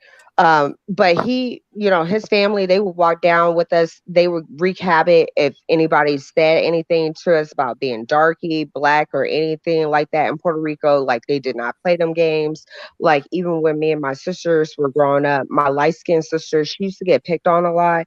I used to have to fight for her a lot. My parents used to actually call me up out of school to go fight for my sister because people would pick on my light skinned sister a lot. And I almost got kicked out of school a couple of times, like defending her. My mom stood up for me, and she was like, well, my daughter wouldn't have to go through all this if people would stop picking on my daughter. My daughter's not going to play that mess. She's not going to let somebody like fuck around with her sister. They're only going to mess with each other. They're going to be nasty to each other. But anybody else stepping that ram of messing with any of them, they're gonna like attack them, and that is the truth. But the thing about it is like not only like with my sister, but I have like on my mom's side, she's got a mixture of family members, light and But dark. I think that happens in most black families. But the problem that we're seeing with this particular franchise is that I think I know for a fact, even in the viewership, we had sisters that could not see it until it was this blatant and violent.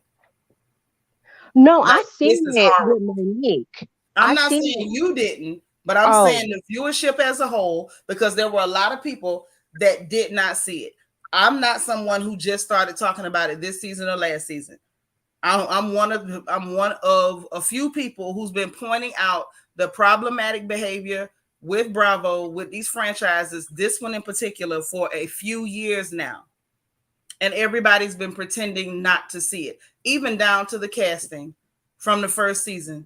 Why on earth would your only representation of phenotypically black women that you bring on the show be Charisse? I don't even That wasn't. remember. I'm just saying. Like, I'm not telling jokes. I'm being for real. They knew what they were doing. They knew what they were doing. They brought in a black woman who was not necessarily, classically what we would call aesthetically pretty. You brought her in with a husband that was absentee and behaving as though he didn't want her. You put her in a position where other women could make mockery of her. You did it intentionally. You did it intentionally from the inception of this show. I saw the colorism. I saw exactly what they were trying to do. Queen say, have you all noticed how quiet and mute Robin Hood is when her pervertuous husband Juan Dixon talks to her very nasty? That's true. She gets very quiet when he's talking to her. Queen, I think she does that because she's scared he gonna tell her, like, look, girl, I'm only here to help you out. You know I He don't like you. didn't told her Queen, that. you've been saying it from the previous That's YouTube recaps. Thank you, Queen, for being that's my why nobody witness. believed that storyline. Because I've been Other saying people it. talking Hold about on, one wanted Queen another. is my witness. I've been saying this. I have been saying this, and people have been pretending not to see it. They've been pretending not to see it. Leslie, you saw from day one how they did that. Out of all of the successful, beautiful Black women in the DMV area, you went and grabbed Sharice. And that's not to say like Sharice is a booger. That's not what I'm saying. She is. They brought in, she might be, but they brought in someone that they felt like was going to minimize actual Black representation. Right. They brought in somebody who looked like the hired help. Patricia Hampton, thank you so much. Girl, I was just about to say thank you for the Cash App, sis, and thank you for the super chat. Happy Thanksgiving to you too, sis. We love you. But go ahead. Okay. Beautiful. Weren't you about to say something, Kira? Oh no, I was saying that that's why nobody believed that storyline that they had like 1 or 2 seasons ago when Juan was talking about he wanted another baby with Robyn. So Nobody believed that lady is 67 years old and she still gotta beg you to do for the ones that you already got. Talking about you want another baby. Sit down somewhere. I think Bravo was low-key tired of Robyn and Giselle. They need different storylines. They're tired of them coming every season with the same thing.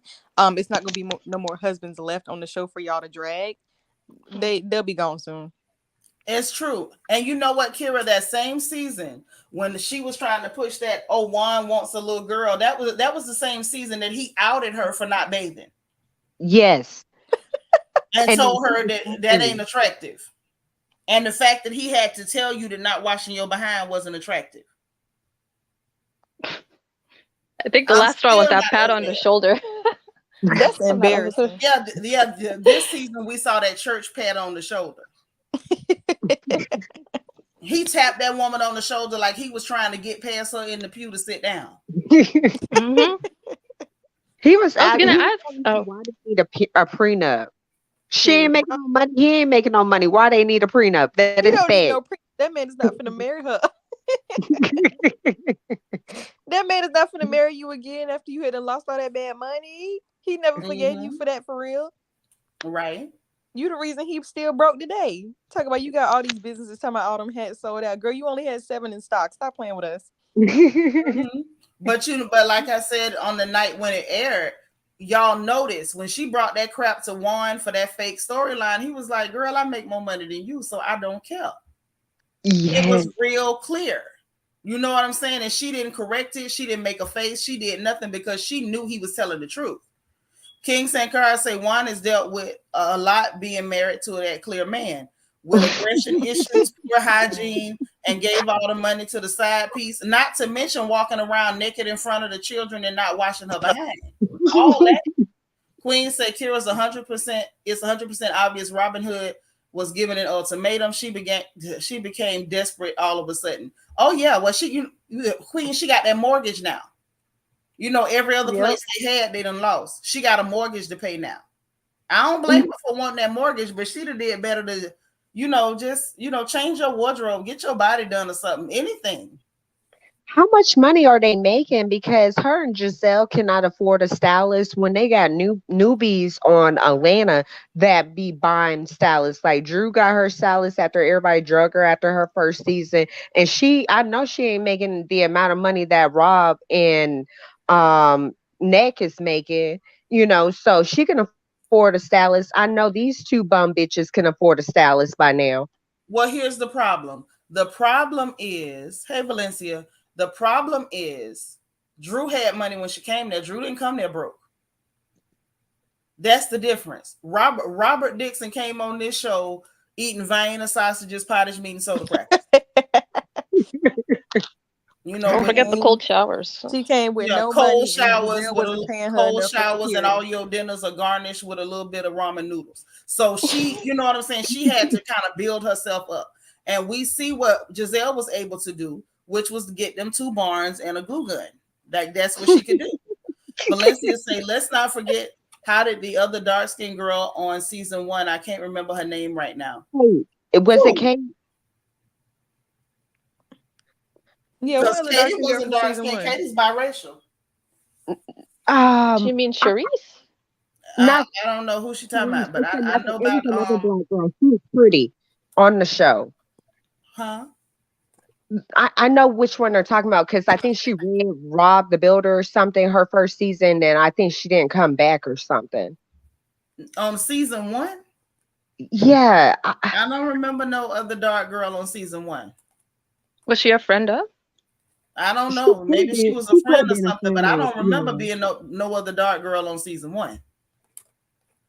because they were showing a clip from all the times Robin got red, but she got red from this dark skinned woman that is said from season one, but I couldn't remember. They didn't show her name, but I was thinking her name was Kate, but I don't know.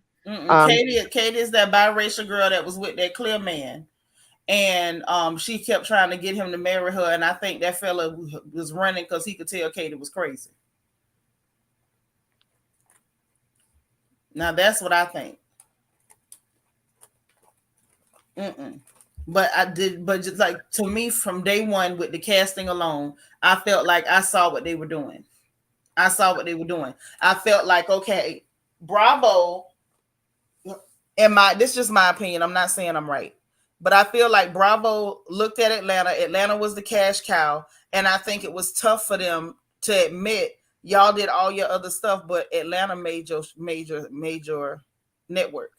Y'all were made by Atlanta, namely by Nene Leakes. Like you had to owe everything you had, everything at the company store to these black women on that Atlanta franchise. So I think this was their answer to Atlanta. Like, okay, Atlanta's black and is making money and is getting ratings, but it's a little too black. Let's see if we can lighten up the black. And I think Atlanta was Bravo's answer to Atlanta without getting rid of it, because like we can't get rid of Atlanta because they're making us money.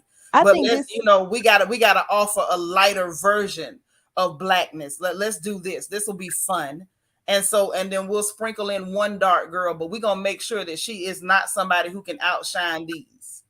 And that's what I got from it. And I feel like Charisse plays herself all the time. Like I said before, now you're a plus size lady. You could have represented, because I would have loved to see some plus size representation, because I'm a plus size girl. I would have loved to see Charisse come in there and show them how we really look when we really do, when we really looking like we looking. And that ain't what she doing. She's comfortable playing the mammy. You up here she looked portraying like a you got grandma. money for the 4 seasons, and let this heifer talk you into staying in a shoebox of a room with no bathroom, knowing that you say you can't even, poop in front of your husband, or if you in the bathroom, he got to wait till you come out type stuff. But as you said, you got to act like you in a college dorm and carry your shower caddy to another bathroom to get ready. And that's why they can tolerate Charisse. That's why they like Charisse. It's the same thing we see with racism. They like certain black people. Certain black people are safe black people because you're willing to scrape your knuckles and tap dance. And I think that they see Charisse as a safe black lady because, she's not going to be too grand. She's comfortable sitting around letting people make fun of her. Like the nerve of her sister to sit there and let somebody look like Mia pick on you. Talking about darling. I'm going to call the 4 seasons. And you didn't say anything. The fact that this heifer was in a confessional talking about your eyelashes was sliding off when her whole face was sliding off. Her whole face is just sliding off. You know what? I never even thought about Charisse being plus size. I always just figured she was like, born built like a buffalo. But this is the thing. But that's the problem. If you are a bigger lady, you're a bigger lady. But you can dress for your body. Let me tell you something. All this BBL culture got people thinking that everybody is built like an hourglass or a figure eight, and it's not true. I have been a seamstress, more specifically a dressmaker, longer than some of y'all been alive. And let me tell you, women come in all types of shapes. You dress for your body. If the cut is right, nobody will ever know that your back is 3 times as wide as your hips. Exactly. And I'm telling it like this because I've had some sisters come stand in front of me and my tape measure and got a rude awakening, and I had to calm them down. Like, hey, don't worry, sis. I know what to do. Somebody said Mia is could have represented herself better. Charisse, that she doesn't dress properly. She won't even get her hair together. She coming in there with that wig that still needs a chin strap. my She God. still got her lashes sliding off. You got the likes of Mia Manhan Thornton picking at you, and you sitting up there looking dumb. And the only thing you can come up with is you understand why her side more. Well, girl, you should have addressed the fact that she called herself picking on you for putting on airs, and Like, everything that is about her is putting on crazy. airs. Like, Sharice, you down that bad that Mia with the oatmeal pie face can sit up That and make fun of she you? can pick on you. Maybe she's scared of me. No, Cherie Sharice ain't ain't having got to be four scared teeth of and no man. money. Sharice ain't got to be scared of no man. And she the only one that was looking like a grandma out of everybody, even though everybody else couldn't dress except for Wendy. Wendy was showing that yellow. I love that shit. Karen Um, looked nice. Karen looked yeah, very nice. Karen didn't look Karen did nice look on nice. her birthday weekend, but Ashley can't fucking dress. Giselle And shit Jacqueline, old as what's her fuck. name? Jacqueline, even though I don't like Jacqueline, Jacqueline didn't look bad. The Yeah, person she who was cute. actually the person who actually looked bad was Robert with the ruffles. I couldn't see past the ruffles. And Sherelle with that Ashley movie dresses dress. like a 18-year-old girl that just got into college and she trying to dress like a hoe. You know what? You know what it gives me, girl. It gives me with Ashley. I've never seen the inside of a college, and I hang out in bars. That's Yep. what it gives. Yep. It gives straight from the trailer park to the bar. It gives She 18-year-old has white girl bar trying to fly sneak into the energy. bar, Yeah, she wearing her mama heels. yeah, Wearing bar fly, just bar fly. Everything Isn't that where about it. Michael found her? At Yes. a bar? Yeah, at a bar, Yeah. bar fly. And the thing is, you got access to the money, and you still ain't figured out how not to look like a bar fly. And then between her and Sharice both running around talking about you ain't wearing drawers. If you not wearing drawers, honey, you could have kept that to yourself. That's disgusting. Why That's everybody gotta disgusting. know your business? Like, if you're not wearing drawers, that's Don't fine. But tell nobody. don't tell nobody, because then when people go to that restaurant or they want to sit in those particular areas, they're gonna be Right. like, "Oh, it's got Because all nasty you did was juices tell us on that here." when we get up from this table and it be a big old wet spot on that seat, we gonna know it was from you. Not only that, I mean, okay, we're women for the most part. It's a couple of dudes in here. Y'all gonna have to forgive me, but we gonna tell the truth. Okay. Now, most of us know when you go to the GY, they'll let you know, like, don't sleep in your underwear. If you can manage not to wear them, don't wear them. Like, I've heard that for years. Yeah. Okay. Because our apparatus is very sensitive. Okay. So I can understand that even if your GY said, hey, you keep getting irritated down there, I keep giving you this and that, your pH keeps being off because sweat, because of this, because of that, maybe you don't need to wear undies, or if you can go a few days and not wear undies, don't do it. Like, that's just a real grown-up thing that can happen, because ladies, we're not baby dolls, we're not Barbies, we're not made of plastic. Okay. Those self-cleaning ovens that we tote are very sensitive. Now, I know it's some women that their cooch is made out of leather. That's not everybody. Now, if you toting something that's made out of leather and asphalt and don't nothing upset what you got going on down there, then bless your heart. But if she's sensitive and a doctor done told her that she don't really need to do it, that's okay. But why are you telling people that? Nobody We don't need to know. Nobody wants to imagine you, Rasputia, sitting around sweating in your private. Yeah, we don't need to know. We don't need to know that about you. I don't understand why people feel the need to overshare. Why are we oversharing? Right. And I think it was distasteful just because of the outfit that she was wearing. Like, you know, you finna wear a dress that's all the way up to your cooter, and you talking about you ain't got no drawers on? Just don't tell nobody. Because And we all know unless you gap your legs open, how they gonna know? Exactly. And plus, the more that she's sweating, the more like moisture and musty her. Yeah, like that dress was vagina thin, is getting. so you're gonna seep through. Like, no. But just don't tell nobody. It's none of their business. Yes, I said leather. Like, there's some ladies that just really cannot understand or identify. Some of us are very, very, very sensitive. It's some of y'all in here right now, you're scared to death to take a tub bath because you know your stuff gonna be irritated. So let's not pretend and play and act. Some of y'all right now, all they gotta do is show you a tub bath, you'll take off running.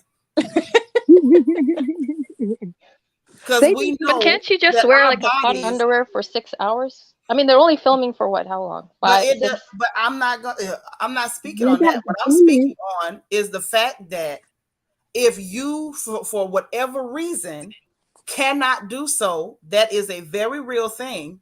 But whose business was it? Not ours. That's my thing. Like, why would you overshare that? Especially when we saw their mode of conversation. These women are not intelligent enough to have an intelligent conversation. They sat in that car talking about pooping and passing gas and walking around naked and sweaty coochies and like, oh my Lord. If you can't hold first of all, as a grown woman, if you can't hold an intelligent conversation about your private parts with other ladies, I feel like you shouldn't have one. The Lord need to revoke your coochie. That's number one. But number two, in that situation, even in that private car, this was on national TV, which made it mixed up. What happened to ladies not talking about certain things like that when men are around? Thank you. Exactly. Yeah. No type of pride or decorum, just uncouth. I heard that word. What is the uncouth? Because the girl was saying it when she found her friends. Uncouth. What does that mean? Classless. Yeah, it's Crass. like a synonym for like you have no class. Just uncouth. Uncouth. Useless and trifling. Yeah. Shiftless. But then again, honestly, anybody that's willing to give up their cootie cat to Michael Darby don't deserve one anyway. So we just need to go ahead and He is ambitious now. hers. Y'all want to talk about ambition? That is ambition. I'm not going after her for that. Now she's stronger than me because I couldn't held still for Michael Darby, and you couldn't have done it either. So we're not gonna pretend like she has not made Herculean like that had efforts. to be a big check. Well, it was either that or go on Skid Row. Like that girl fault her for it. $1 million. Every dollar she got from that man, she earned it. He's worth 20 million alone. His network is worth 20 million alone. That's the reason why she went after that nasty ass. But this is the problem. You couldn't do it. Don't front. No, if somebody told you, if he told you, Mika, lay right here, and if he told you to lay right here, Mika, and he started peeling, and Montgomery Burns started peeling off them clothes, you would scream and run. He'd have had to chase. I would probably get out my taser. I'm not gonna lie. I'd probably tase the fuck out of him. You wouldn't even waste time tasing. If that man got naked and came anywhere near you, would take off. You would be the next Sonya Richards Ross. Yes, I'll be a so y'all not finna sit up here and pretend like that girl did not earn her money fair and square. The fact that she held still for that and nobody had shackles on her. She better have enough in her divorce settlement to pay for her future therapy because she gonna need it. Yes, God. She's gonna get a nice settlement because of the premium that they have. If I was her, I'd be opting for shock therapy. Listen, I can't do it. I'm telling you, I can't do it. I'm not that tough. I told y'all when it came to Simon Guobadia, I'd have ran through that house and broke every light bulb in there. I'd have ran just busting light bulbs left and right. I give him and Portia 2 years. Girl, you crazy. Portia's not going to escape from that. I give it 2 years before Portia wants to get away. She ain't gonna get away. That man is gonna hold her there. I'm scared of that man. I believe you, Seanitra, when you said he put roots on her. He definitely. I believe he did. But I'm telling you, if I'd have been her, I'd have ran through there and busted every light bulb. By the time he made it past the living room, I'd have been taping garbage bags to the window. Not even daylight would have got up in there. Because if I'd have had to see him, there's no way. No way. How do you hold still for that? And when those ladies are able to hold still for something look like that, they earn that money. That's only half the battle, Seanitra. What about the voice? You're gonna hear the voice over you. You look somebody in the face and they got teeth big as Dove soap bars, and you take them serious enough to be kissing that man all in his mouth. I can't. Portia just be with anything. Now I thought it was bad enough that she's tough, and I was like, "Ooh, Jesus." She's tough. The girl, listen, she's a gangster. And y'all like to discount people's accomplishments. Darn it, that's an accomplishment. And Portia is so beautiful. It'd be such a shame watching her she just go for anything. It ain't no shame. That she is a career woman. That is her career, and she's good at it. And she's a team player. And she doing what the rest of us ain't got the nerve to do. And she did it while being pretty. She I a don't look team nowhere near that player. good. I don't look nowhere near that good, and I couldn't lay still for that. No, I'm telling you, I would have had to break every light in there. I probably would have put duct tape over his mouth. Don't talk. You know what I'm saying? Do the little thing where you know how they do it for the blind people. Just type it and let the computer talk to me. All that. Like Simon looked like the type And if you go African and man if we where the got to do smell of his some, cologne would make you unmentionables, vomit. we Like, going and if we got to do some unmentionables, we gonna put a shower curtain between us or something. Ain't no way. So listen, like people love to bash women for marrying for security, for financial security. Let me just say this. I said it before and I'm gonna say it again. It's only black women running around here talking about they marrying for love. Foolishness. If he got enough money, learn to love him. Okay. Learn to love him. We run around marrying for love, marrying for love. Meanwhile, y'all over here splitting a can of Vienna sausages. Them girls. We have a saying in my. Oh, sorry, Timmy. I'm just saying, Ashley held still for that man. She counted them liver spots. Ain't no telling how many times. And now look at her. Now she got her new house because she was on TikTok dancing in her new house. She don't even have the new house yet. Yes, she do, because she was on TikTok dancing in the new house. You talking about Oh, on the show. I'm talking about real time. Right now. Oh, it must be her new storyline for next season. That's the reason why she didn't like bring it up this season, I guess. Well, she hadn't had it yet. You got to remember they record these months in the past. Okay. I have to go to TikTok and see her new house. Is it pretty at least? It's clean. It better than Robyn, because you know Robyn had stuff sticking to the counter. So her house looked clean, and she up there twirling around and doing splits and you know all that. And them little dingy clothes in her new house. She worked for that money. And people love to pretend like women ain't working for their money when they marry. Marriage is an agreement. It is a business. It's a partnership. It's like a job. You clock in, you can't never clock out. The love is a plus. The love is a plus. I'm serious. It's only black women who have been brainwashed into thinking that you have to marry for love and pretend like money don't matter. You out your rabbit mind. Lights cost money. Food costs money.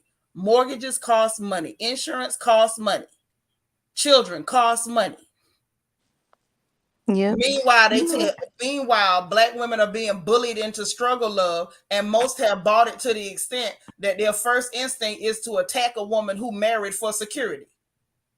Meanwhile, you're attacking her from the home that you have to pay for half the bills in, while she's sitting down, probably laughing at your attacks in a house where she ain't got to do nothing.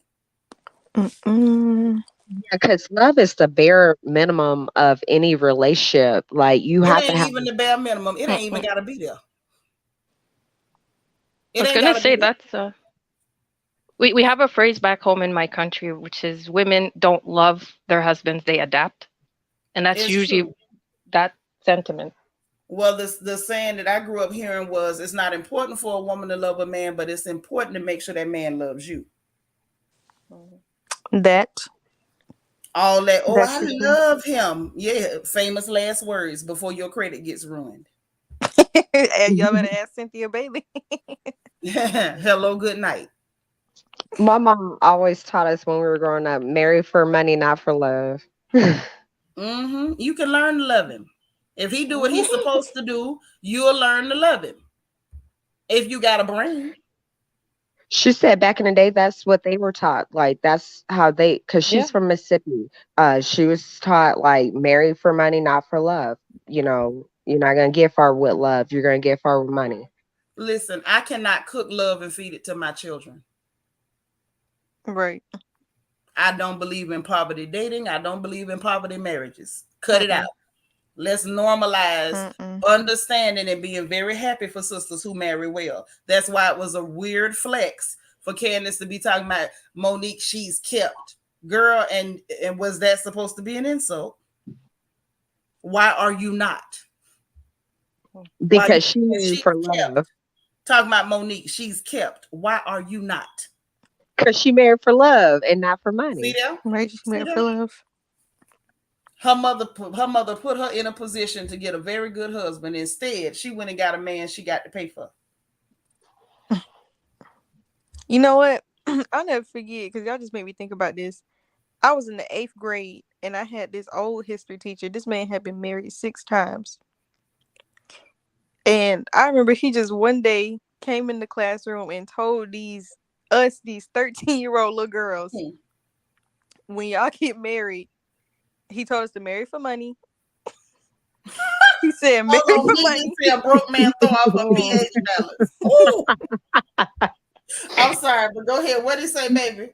No, he said marry for money, and if you impatient, make sure he got a foot in the grave already. There you go. Sage words. That's why I would never be mad at Nicole Kidman when she married that old ass nigga and got all that money. She was fucking that old man even with a wheelchair. But this Man, is the problem. Nobody's mad at Nicole Kidman. Nobody was mad at Anna Nicole. But it's real funny every time people see a black woman marrying for money. We got to call her out a name. We got to call her whores and gold diggers and this and that. But when a clear woman or a clear adjacent woman does it, it's perfectly okay. Oh, I'm not mad. But when it's a sister, she ain't. Why would she do this? I don't understand why she. If you can understand it for Nicole, you can understand it for Portia. Right. Yeah. Because who the hell are they? Because my thing is, who the hell are they that they deserve stability, but we don't? The hell? Somebody said Dorothy had every right to cut Candace off after that. Your husband. Dorothy should have cut Candace off the minute she got married. Why was she taking care of you and your? Let me tell you, girl, the minute my daughter had brought something like that home, I'd have cut him. I wouldn't even have to cut my child off. I'd have cut him. Because he got 3 kids and she's still with him. He's somebody. I be forgetting he got kids. He's somebody's ashy baby daddy.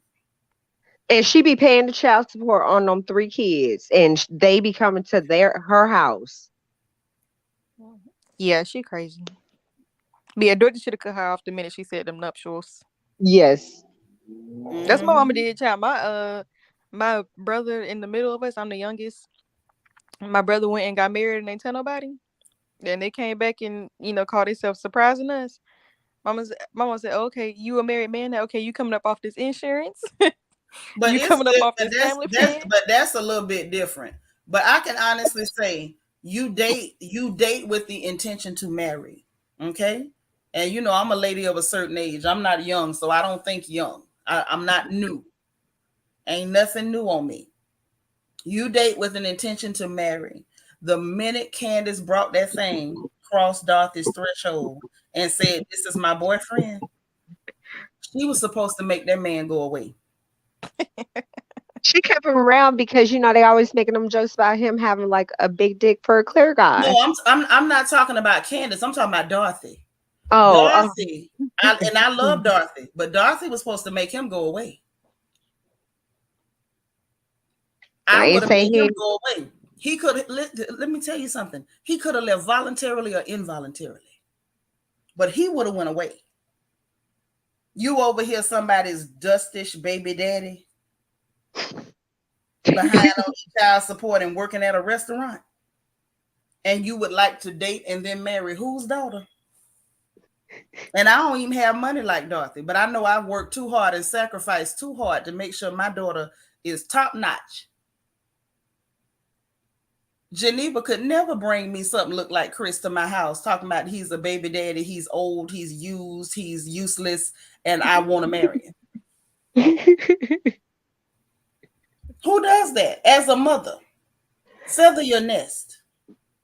But Dorothy can only do so much. No, they got in real fights. What do you mean Dorothy can only do so much? You know what, sis? I'm gonna take that back. You must have a very nice mama. I don't.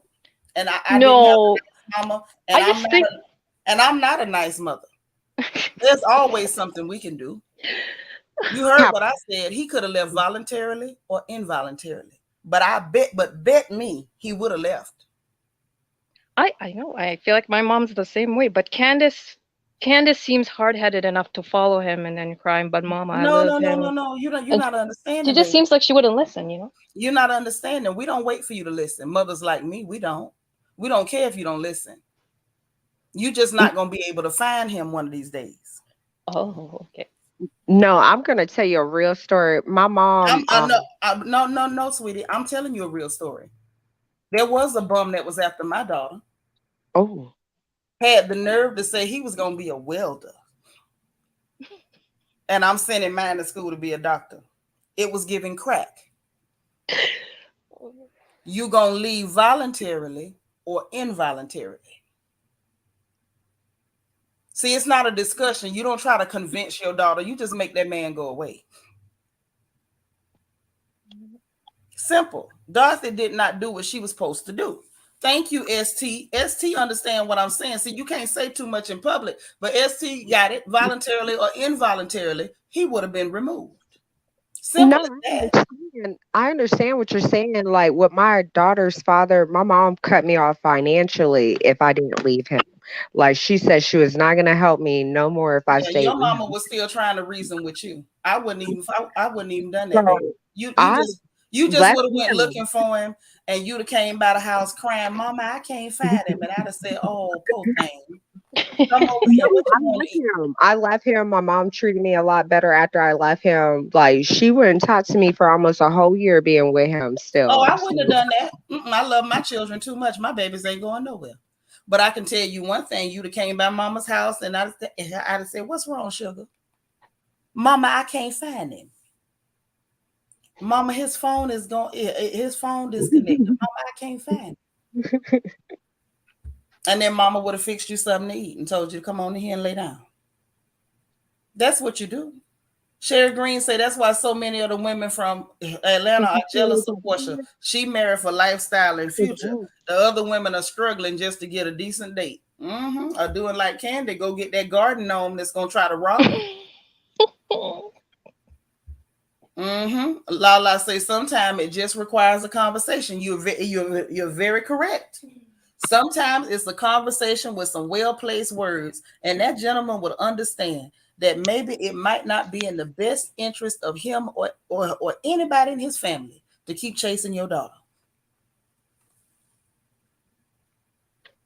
Just a good old conversation, that's all. Paige say, that's right. All baby, come on in and eat. Let mama soothe your soul. Right. Yes. Just like that, Paige. Just like that. she didn't do that till after I left him. She didn't No, smooth yeah. my pain after I left him. She was like, "Come here, baby." She was supposed to soothe your pain after she made him go away. I wouldn't have never told you to leave him. He just would have left. You don't talk to your child. You go talk to that person that you need gone. That's free game, by the way. ST say if you ever get a chance, watch Buried in Barstow. Great Lifetime movie. Yes, you don't talk to your child. You go talk to that person that you need to go. Don D say, yes, my daughter was told who she can and cannot bring home. Any potential marriage mate has to have both parents. Sorry, no single. Thank you. Please don't bring me none of your little. I don't know my daddy. I ain't met my daddy. My daddy went out for milk and didn't come back one day. No, I don't want you. No, absolutely not. Boy, what did Noble Genius say? My Dexter start showing. Oh, your inner Dexter. Oh. Yeah, yes. When it comes to your children, that's exactly what you're supposed to have, your inner Dexter. Seriously. That's why I said I could tell the way y'all were talking, like y'all got nice mamas. I don't have a nice mama. My mama, she is. They talk to you. They give y'all ultimatums. They gonna cut off the money. Try to let you come to a decision on your own. Not me. No. No, mine got the belt and the frying pan, and then there was no negotiating with them, so I didn't have to. And sometimes you don't even have to do all that because I'm not gonna throw my babies away, because they're my babies until one of us leave this planet. I ain't throwing my babies away. I'm not cutting off my baby either. My baby's not gonna suffer one day because of a man. Before that'll happen, that man will go. No man will ever turn one of my girls into a baby mama. Can you imagine? Hey, Jesus. No, you can't do it to my daughter. Now, maybe that girl next door, but not mine. What's up, nephew? What's up, Auntie? How is everybody doing? Hey, Oh, we good. Hold on, let me get this comment. ST say, I'm not gonna lie, that welder may be better off than someone who would have a ton of student loan debt. Not for me. Maybe that'll be great for somebody else, but not for mine. Because guess what? Welders is usually where people end up after they fail at something else. So my question is, if you fail at welding, where do you end up? A garbage man. I was wondering. McDonald's. I was wondering. Road construction. I was wondering. Ditch digger.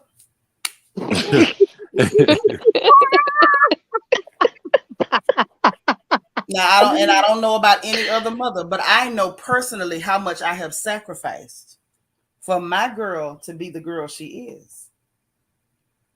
You don't get to come and just rubbish my hard work.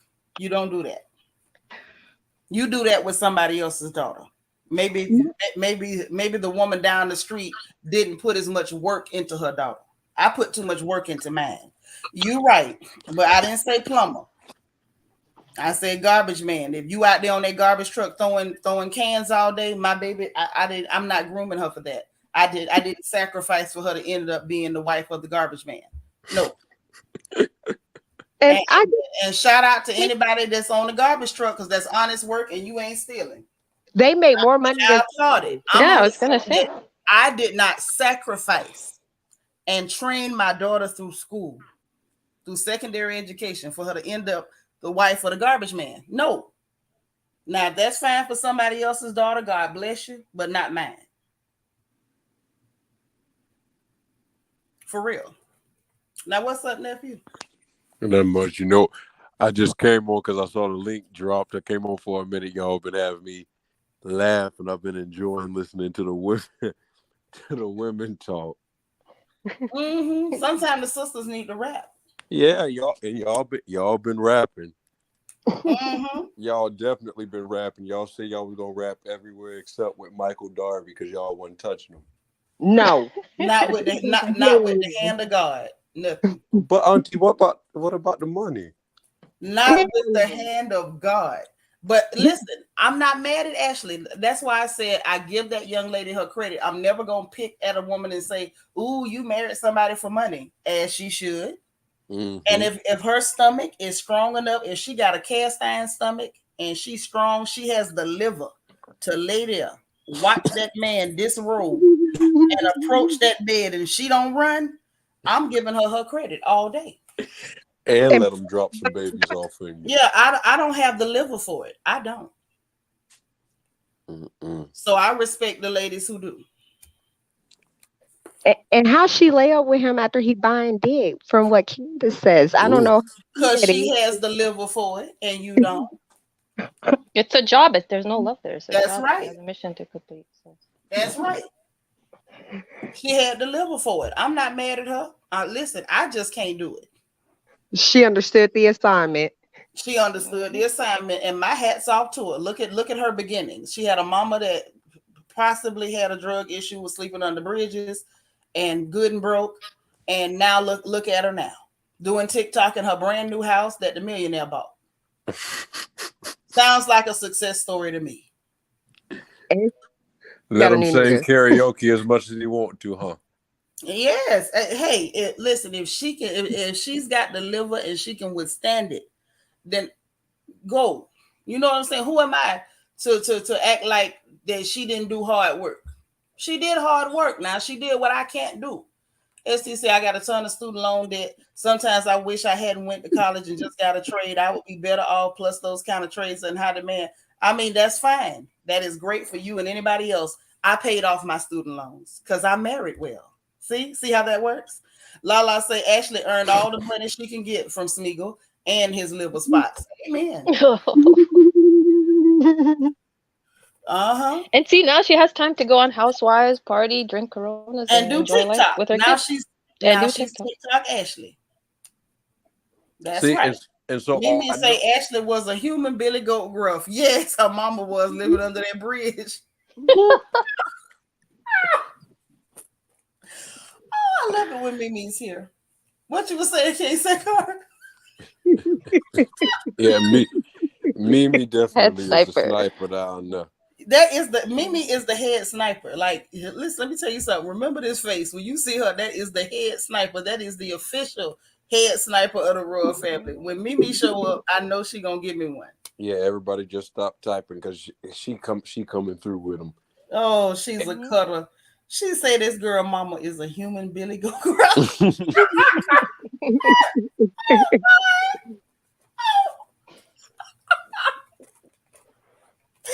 Oh goodness.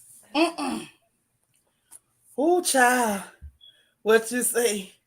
So we can't all be fortunate like you. I got 260,000 that'll never be paid off unless they'll forgive it. Girl, you better use what you got to get what you want. Maybe you might want to go look at somebody with some liver spots. I'm just saying, do what you got to do. Because Ashley, I bet you Ashley ain't got no student loan debt. Bet me. Hell Me look like she ain't no joke. I know that's right. That Florida girl be coming through with it. You know, this is a Florida girl porch, honey. These Florida girls come through cutting. But yeah, I ain't mad at her. I'm not. I can't do it, but bless your heart. But we are mad at Candace. We gonna remain mad at Candace. Why? Yeah, why? because she went and married a dust devil. That's why. Oh, yeah, okay, that's fair. Yeah. Oh, okay. Oh, She was in a house that her mama had to help her get, and this man had her clothes in garbage bags. I'm mad at her. Yeah. When they were moving, her clothes were in garbage bags. I didn't like it. I ain't like it at all. And I'm sitting there like, okay, I was more mad at Dorothy than her because Dorothy could have put a stop to that. Lord, this child talking about something. I'm too old. You are not too old. Listen, I don't care how old you get. There is a man somewhere with one foot in the grave and one on a banana peel.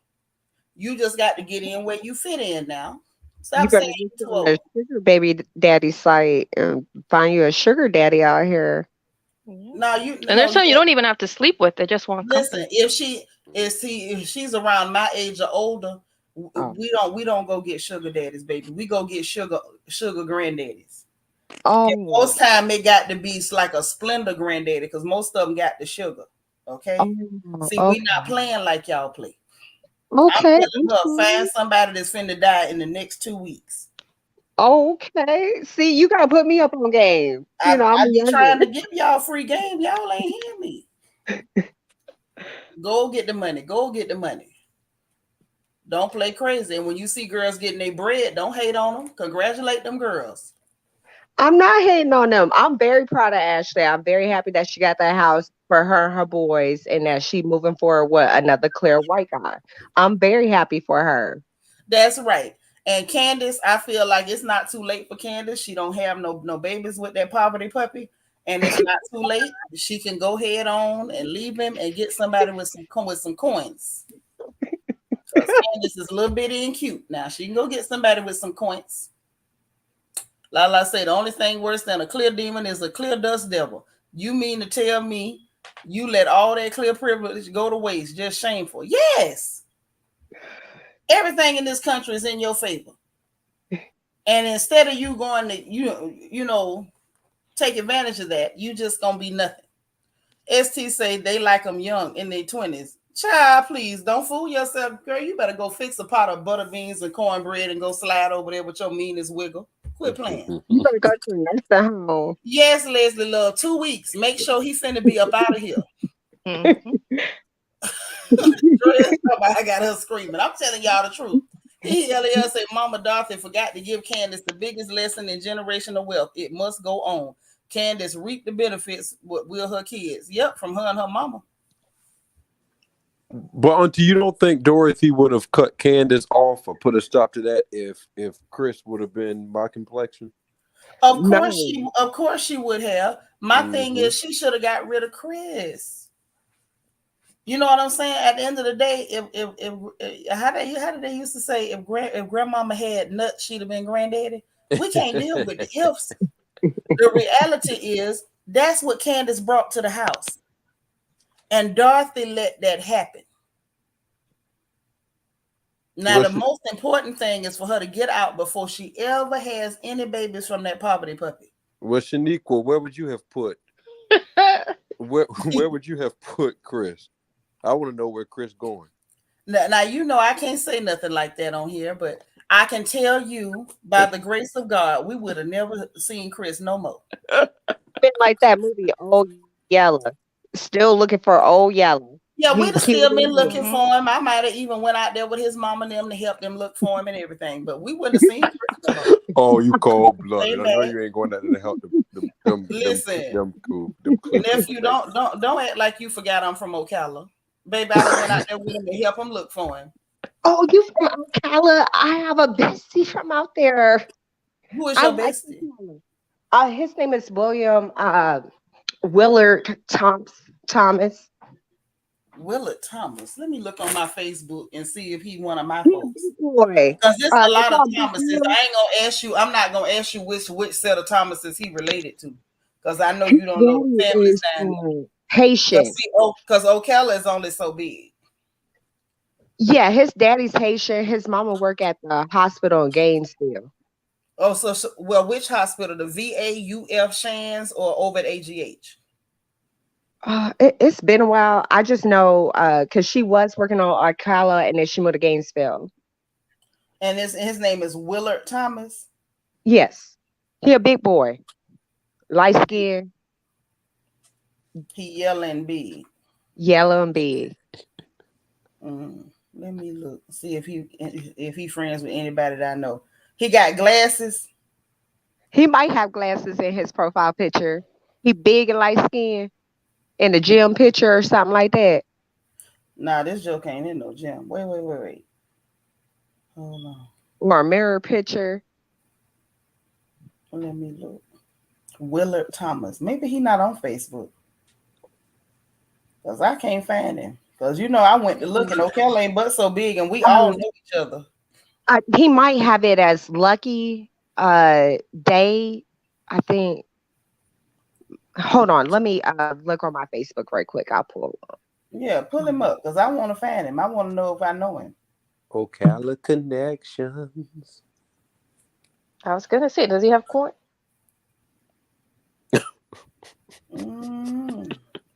I was serious. Because I know pretty much everybody. That's why I was like, it was somebody else had mentioned they do somebody in Ocala. I'm like, who? I come from one of those places where we literally say who your people and mean it. So that so-called interview Robyn did with the Today Show, girl, we was talking about that earlier. Megatron in the back. Show me, turn your camera on before I bring you up because I don't recognize the name, baby. Oh, okay, that's what's up. Oh, look at that pretty smile. Oh, I got another nephew out here. What's up? ST, thank you so much for the super chat. Hey. What's up, Megatron?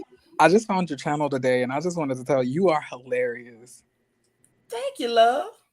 Oh my God. I was watching your review, your post show review of Real Housewives of Potomac.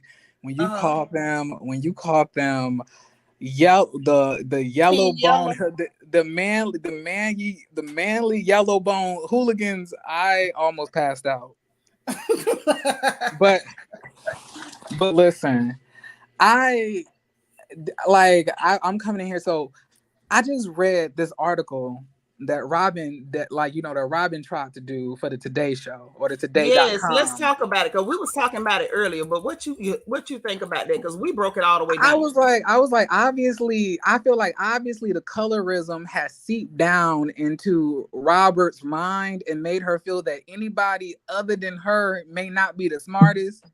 Because for her to believe that we would ever believe that what she was doing because she tried to help Wendy and that she cared about Wendy is completely comical. Like, I'm just like, you sat there and you tried to provoke this woman to fight. Like, you wasn't like, girl, sit down. You don't want to do this. You got a lot to lose. You was like, girl, if you ain't gonna fight, shut up.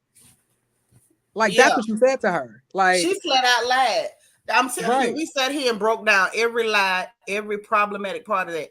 And you're right. She did not say, oh, you got too much to lose. She was actually trying to provoke a fight or trying to basically provoke Wendy into doing something that she could capture on film to use against her later. She was not trying to tell her to sit down. She was not trying to diffuse anything. They were absolutely hyping it up, and then ran her and her ruffles ran out there to tell Mia, oh, poor you. She baited you. She antagonized you, instead of telling her the truth. Yeah, like, and that's why Robyn and Giselle are continuously in the karma that they're in. You know, you have Giselle's neck, her face sagging. You know, gravity is beating the hell out of her on a consistent basis. And then, you know, you got Robyn built and looking like one of those, you know, what do you call those people who don't have no a cookie? nigga. They cozy. Wait, she looking like an albino bodybuilder up out here trying to tell people like that, like, if you ain't gonna fight, then you need to shut up. Like, what are you talking all that about? bass in her voice all the time. All that bass in her voice all the time. Get up and give me a hug, boy. I'm trying to tell you, she got more testosterone than wine. I'm for real. That's why that man was cheating. He was cheating because he was trapped, and he desperately wanted something that looked like a woman. Yeah, he was tired of having to do Robyn's prison cornrows like a prison hoe. Like, you know, he was tired of that. And you know what else? She probably was making that man iron her drawers too. Probably, now, especially the boxes with a hole in it. Mm-hmm. And this is the other thing that you got to look at. That might be why Juan wasn't. That's probably why Juan wasn't so disturbed by Michael. Like, he's accustomed to advances from masculine people. Oh yeah, because he was real giddy when that old wrinkle dinkle booger then said he wanted to, put his mouth on his penis. I was like, is this what we doing, Juan? I don't think that Juan was ever interested, but I think he's accustomed to ignoring overtures from masculine people. And I because look what he did on his own basketball team, allegedly. He didn't do nothing. Somebody else did it, and the person is saying that they told him and he didn't report it or something. But we still he told him to sleep it off. I need proof on that. I don't know whether he really did that or not. You know what I'm saying? I don't like Robyn, but I ain't gonna tell no stories though. Article. Yeah, if you read the article, the student came to him apparently, and he had told the student, just ignore it. Meanwhile, the student has been forced to put a Peter Weeder in their mouth and everything else. Yeah, but that's the student story. We don't. Yeah, that's thank you, nephew. That's what I was about to say. That's their story. I don't know that that's true. I need all the evidence. You know what I'm saying? Because stuff like that, the accusations are heavy. You know what I'm saying? So I don't want to jump on no train with something only to find out later it wasn't exactly like that. Not saying it's not possible, because I don't put nothing past men like that. Not being funny, present company excluded or whatever. But I just like to wait till all the facts come out, because once it's that type of accusation, that's world changing. Now you say Diane passed. Wait, you talking about used to go to Galilee Church out there in Summerfield, Noble Genius. I'm sorry, y'all, because she says she know them Pearsons. So May Evelyn Pearson and her son Sean and Tony and them too. We got to talk, girl. We got to talk. I'm sorry. I'm being country. Forgive me. Go ahead. No, you're okay. Our condolences for your loss of your member at your church. No, I was asking because she said Diane passed. Because this is what happened. She told me she's in Orlando, but she got some people in Ocala. And she said she know the Pearsons. And I was like, I know some of them Pearsons. And so when she said Diane passed, I'm like, wait, you talking about Diane that used to go to Galilee out in Summerfield? Or, that's how the conversation went. I'm sorry, y'all. This ain't got nothing to do with Potomac. This just country folks, getting a death report. I didn't know it was that many Florida connections on here. It's a lot. Florida folks find me. I work with a lot of Florida people. Florida folks find me because this is the front porch is Florida friendly. Okay? Yeah, I was born in Florida and partially raised in Florida. I know that's right. What city? Well, I was born in Belglade, but I was partially raised up until about 10 years old in this small like never knows, but it's called Pahokee. I know about Pahokee. Pahokee. Everybody Okay, know okay. about Pahokee. Talking about don't nobody know Pahokee.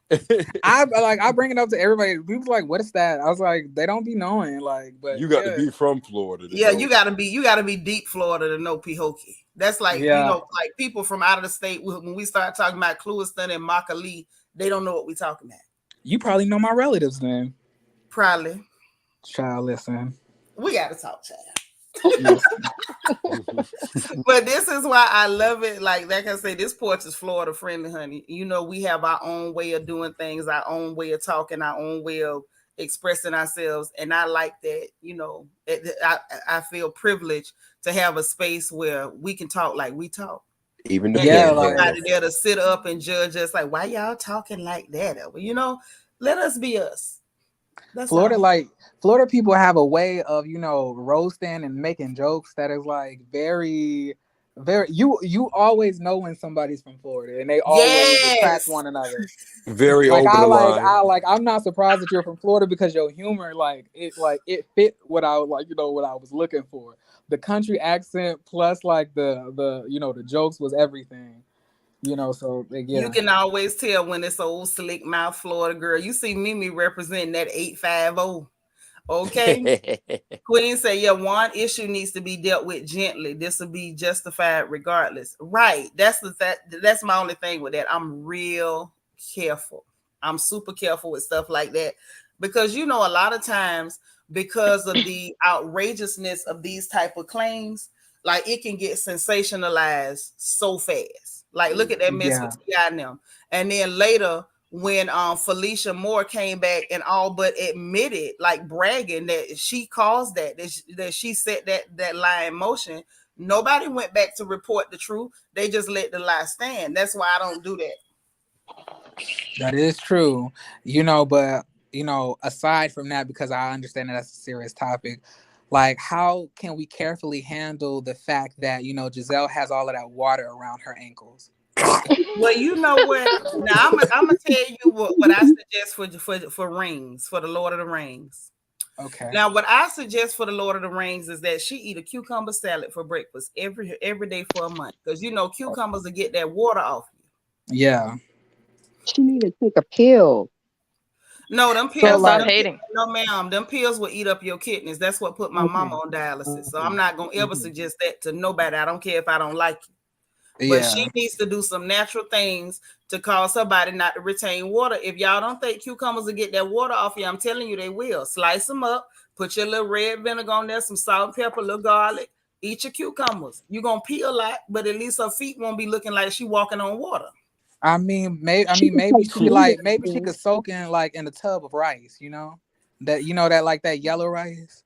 Well, I know they don't y'all put them iPhones in rice when water get in them. Maybe if you yeah. That's what I'm talking about. And then also we got bag of rice. There you go. We also gotta help. We also gotta help Cherise. What we gonna help her do? Get some better eyelashes. First off, I'm not buying that heifer no eyelashes. Didn't she divorce that man and get a check? She better buy her own eyelashes. Yeah, I don't believe that'll help Cherise. I don't believe Cherise can be helped. I mean, but what about Cherise's fingers? Like when the camera had zoomed in on them fingers, it looked like somebody has stuffed a press-on nail inside a smoked sausage. Oh, you know, you know what it did? It was giving little smokies. It was giving little smokies. I think because I have fat hands. But my trick is I make sure that I keep very long nails on. When I was young, I would wear my rings and my long nails, you know, to kind of distract, you know, from the Vienna sausage that is my fingers. Mm-hmm. So I understand how it can happen, but I just feel like Cherise does not make the best use of what she has. What does she have? Well, for one, she got her blackness. That's always 10 points right off the bat. Yeah, period. Right. She's a woman. I'm gonna give her 10 more points. Okay. So 20 out of 100. Well, so far, I'm gonna give her 5 points because she did go buy the eyelashes. But I gotta deduct 3 points from that because I don't know what kind of glue she using to hold them on. Let's see. I'm gonna give her 5 points for being a big girl because that's cute. I don't mind big girls. But I gotta take points back because she refuses to dress for her body. Yes, because the way she's been stuffing herself in these Fendi dresses it's been looking like Fendi. You know what I'm saying? Like it's been given a very much swollen, like the fabric is stretched out. You know, it's giving an angry Fendi. Yes, it sounds enraged. Fendi. You know what I'm saying? Like you know, so yeah. Yes, it's a old aggressive Fendi. Absolutely. You know that I definitely feel that I definitely feel that way. But at the end of the day, when it comes to like your neck sagging, are you supposed to use a clothespin to like tack that back, or what? Like, what should be a possible it up? Go back and look at her, nephew. She had her neck pulled up. They snatched her neck up. But you know, the rings is the rings. The rings is the rings. Oh yeah, Andrew Mack, you right. Points for marrying well. She did marry well, but we gotta deduct points because she let him go. Well, she married well, so we'll give her 10 points, but we gotta deduct 9.5 because he said that he never loved her and he didn't find her attractive. And she stayed for 12 years. And they have a kid together. I only want to take away 5 points. I don't want to take 9 back for that. Because she did manage to get the baby. She did manage to get some coins when she left, and she did stay for 12 years. We got to give her some points for pain and suffering. Yeah, and then we can also give like an extra 5 points because it is Thanksgiving, and Mimi said that she shaped like a stuffed bell pepper, and that's always healthy. Lord, yeah, that is what Mimi say stuff. But I love a good stuffed bell pepper. I made some the other week. Yeah, that's why we got to give her the extra points. We ain't deducting. That's right. Queen says, if she was trying so hard to get a 5-star hotel, she needs to put that same energy toward makeup. So dry, so boring. Yes, or just buy clothing that flatters her. That bothers me when ladies do that, because there's a way to flatter what you have. You know what I'm saying? You can show off what you got. Oh, thank y'all for the welcome. I like this is one of my secret accounts, so nobody really knows who I am. So I could just go throughout all of the different channels and just be a fan. Well, you welcome over here. You ain't got to come in here like Inside Private Eye. You know what I'm saying? You ain't got to be Inspector Gadget. You welcome here. I mean, maybe like I just really enjoy just being a fan. You know what I'm saying? Well, over here we family. We ain't got no fans. We got family over here. So you take your pick. You either nephew or cousin. Now, which one you want? Well, which one gets more food at the cookout? Nephew. Okay, I'll take that one. I'll take that one. Yes. Do like wait. Do y'all cook chitlins? I do, but I don't do it as much anymore because I don't have that much family that comes around. I moved all the way to Texas to get away from kin folks. Now, when I had a house full of people, I would sit up and clean 40 pounds of chitlins. Just clean them. Oh yeah, I'll be nephew. Go ahead. Like you can make me that. Go ahead. Her and my daddy eat chitlins all Thanksgiving. Ain't nothing wrong with that. The only problem with it is young people be wanting us to cook them, but y'all don't want to help do nothing. That's yeah. And that's why we be talking. That's why we be talking about y'all. Well, see, that's what the cousins are for. The cousins supposed to help. The nephews are supposed to help. That's what the cousins are for, though. Oh Lord, Max say he a nephew too. I know that's right. When y'all cook, y'all don't call the cousins, or do y'all call the nephews? See, the thing is, cuz might get a call, cuz might not. Sometimes cuz have to call you to ask what you cook, because we not necessarily calling cousins. Our sisters' children, them nephews, we'll call them, and have them running errands, bringing ice. Carry your mama this sweet plate. Nephews are useful. Okay, yeah. Mm-hmm. Yeah, I'll take nephew for 500. Yeah, I take that. Okay, and now Queen is asking them the $5,000 question. Are you one of them people that made Mia delete her Twitter account? Was you on there roasting that lady too? Because I wasn't, I that sound like guilt. I can't confirm or deny. You might have to call my mama. Like, auntie number. I might have to call sis and see what you was doing. So I was very straight up and honest. I let her ass up. I didn't even give a fuck. I gave her the business. Like she was trying to give Whitney the business and be up in her business. I gave her some real business.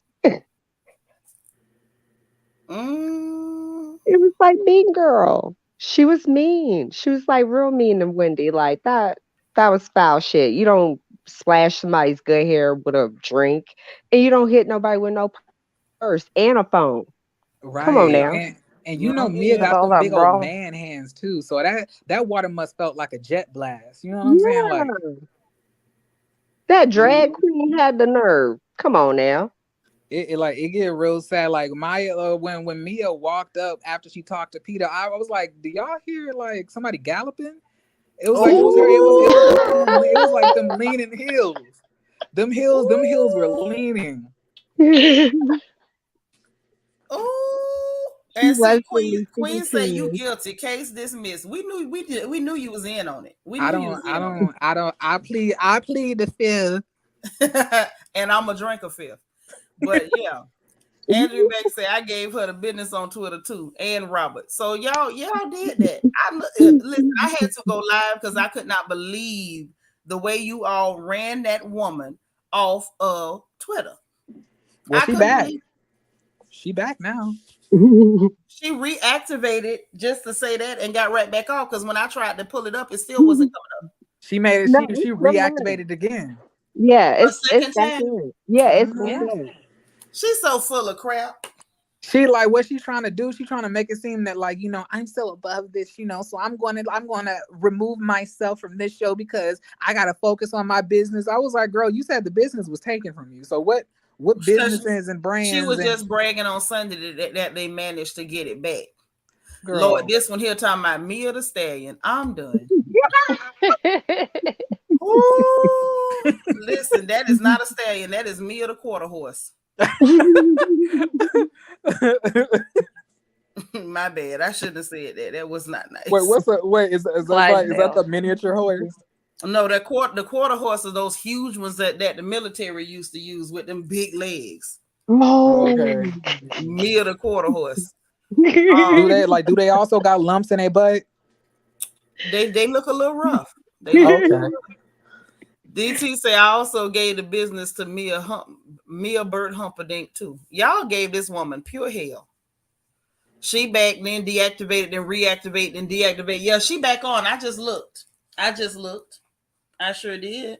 And to Yeah. answer that question, Leslie Love. So y'all gonna make me share the screen again, huh? I see. Okay. It's all right, because we covered this in the middle of the night. I went live about 3 in the morning because I was up because I had, but we was live and they ended up telling me that this girl literally had just straight up abandoned her original face. Just abandoned it. She did. I don't know why she did, but yet that's what she did. Right, Queen. That's coward behavior. Mimi says she got a cradle face from all the different. Ooh, I can't read that. You know that. What that Y'all say? read what Mimi said. I can't read that.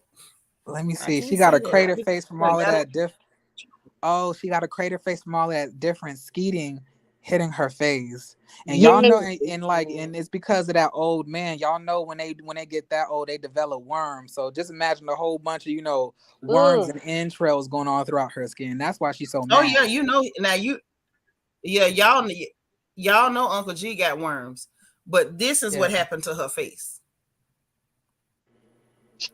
She was Whatever she bleaching. did whatever she did to lighten her skin, apparently the skin lightening kit came with a cheese grater, and that's what happened. She low key kind of looked like one of them people from what's that show called? Drag Race? No, Roots. Well, which people would those be? Because I don't Like remember seeing no. You know what she looked like? She got, those people with the discolored skin.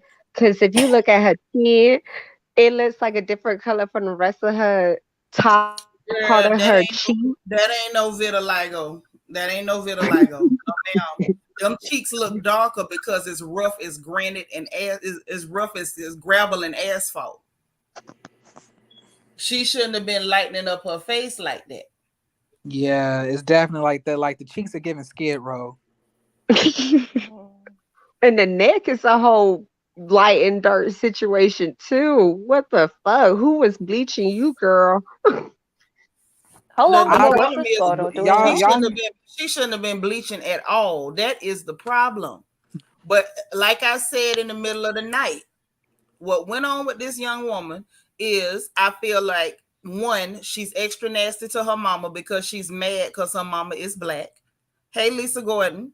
And I feel like she went about trying to scrape away any little traces of black that her mama left on her. And whatever she did to try to scrape that black off, it left her face looking like this. Like she may not have been a bathing beauty or whatever in the beginning, but whatever she did to herself, she gave herself the superhero chin, the extra wide jawline. Like she made herself look like Victoria. Look, she had already started the process. If you look in the other picture, the light areas, it looked like bleach areas already. And she was just trying to cover it with makeup, maybe. So is she biracial? Yeah, her daddy is not black. Oh, I thought the one he who was. died. I didn't know that. The one who died in prison. I want to say he was Hispanic or something, but he ain't black. And he's the one that died in prison, and he's the one that she loved so much. Oh, my daddy, my daddy. Her mama sat there telling her, like, that man got me hooked on drugs. He hurt me. She didn't care nothing about what that lady had to say about what her father did. This man died in a whole prison. But that's who she clings to, and I feel like that's who she wants to get her identity from, and I think she's mad. LEL talking about maybe somebody threw acid in her face. Girl, she throwed it in her own face. She probably like put her face down too close to one of them butt clapping strippers. You know, it get real wild down there, and like in the strip club. You so And crazy. they be bleaching their assholes at the strip club. A lot of them sex workers, not just strip clubs, the porn stars and all of them, a lot of them be out there bleaching booty holes. But that's neither here nor there. If she had only bleached her butthole, we wouldn't be talking about it. Yeah, it's the fact that she bleached herself and she let the doctors play in her face with knives until she's unrecognizable. I liked her before. She was very beautiful before. I wish she would have about all that. She was. she looked way better before. Yeah, she looked way better, but I ain't finna go all the way to beautiful. She was drop dead okay. She was like drop dead gorgeous, but was drop dead prettier than that man looking thing that she didn't turn herself into now. But that's what I'm saying. She was drop dead okay, and she should have left it at that, because right now you got people trying to figure out, is you is or is you ain't. Because she definitely giving, Mr. Red from the 5 Heartbeats as of late. As of late. I see Thai lady boys, to be honest. But that's why I said, is you is or is you ain't. Like nobody can swear on a stack of Bibles what this woman is just by looking at her. Yeah, I really couldn't. I didn't know if I was looking at, Arsenio Hall, Mia Thornton, or the remake to White Chicks. But right? What I do know, when she first came on the show, I tried to like her. Hey, DT. But I felt like, okay, maybe she's just botched. I did not start to suspect her until she said something, okay? When Candace said her feet was big and that heifer ran and said she being transphobic, I said, wait a minute, hold on, Hattie. What you telling us? And then here again, Wendy said, I don't beef with men, and she got triggered. So I'm like, wait a minute now. Mia, anything you want us to know? Now, we can support you, but you got to tell us first what we support you. Now, that is probably why she got so mad. She was like, wait, you talking to me? Right. She talking about, don't do that. I'm like, don't do that. What the hell did she do? She said it like Mia was like Wendy was getting ready to out her or something. I'm like, wait a minute, hold on, Susie Kate. What you mad about? Ooh, child, that was funny. Like she, bruh, like Wendy, As soon as that girl said that, she had like she plucked the nerve. Wendy said, "Oh no, I don't beef with men. Now don't do that." I said, "Wait. don't do that." Easy, big fella. Easy. Right, Queen. That's why she wanted to destroy Wendy's face so bad. Jealousy is the root of hatred. I'm telling you, she sees Wendy, and I said it early this morning. Mia has buyer's remorse. I think she done sat down and regretted a million times. Lord, why did I try to scrape the black off my face with a cheese grater? And she looking at Wendy living in all her glory, all her melanin, all of her divinity. And you scraped yours off, and now we don't know. You know what I'm saying? Now you got to be angry every time somebody mention a man. Or pores. No, but I feel like that was her decision because, she keeps saying repeatedly, oh, my man like white woman. So she's trying to turn herself into a white woman for that man that she stole from somebody else who had him first. So, to secure her spot, like you said, don't marry for love, marry for money. That's what means. She's like, I have to turn myself into a white bitch to keep this money. That's what she's doing. I see her mom. Her mom is a pretty black woman, but Wendy is a very gorgeous black woman. And yeah, she probably idolized like that blackness, like looking at Wendy like, damn, I miss being like a little bit more tan or having that more blackness in me. But damn, I have to look at Wendy and be sitting there like, dang, I should have kept mine too. That's what's going on. Yeah. I should have kept mine too. And Mimi crazy but talking about her face got acupuncture holes. I'm through.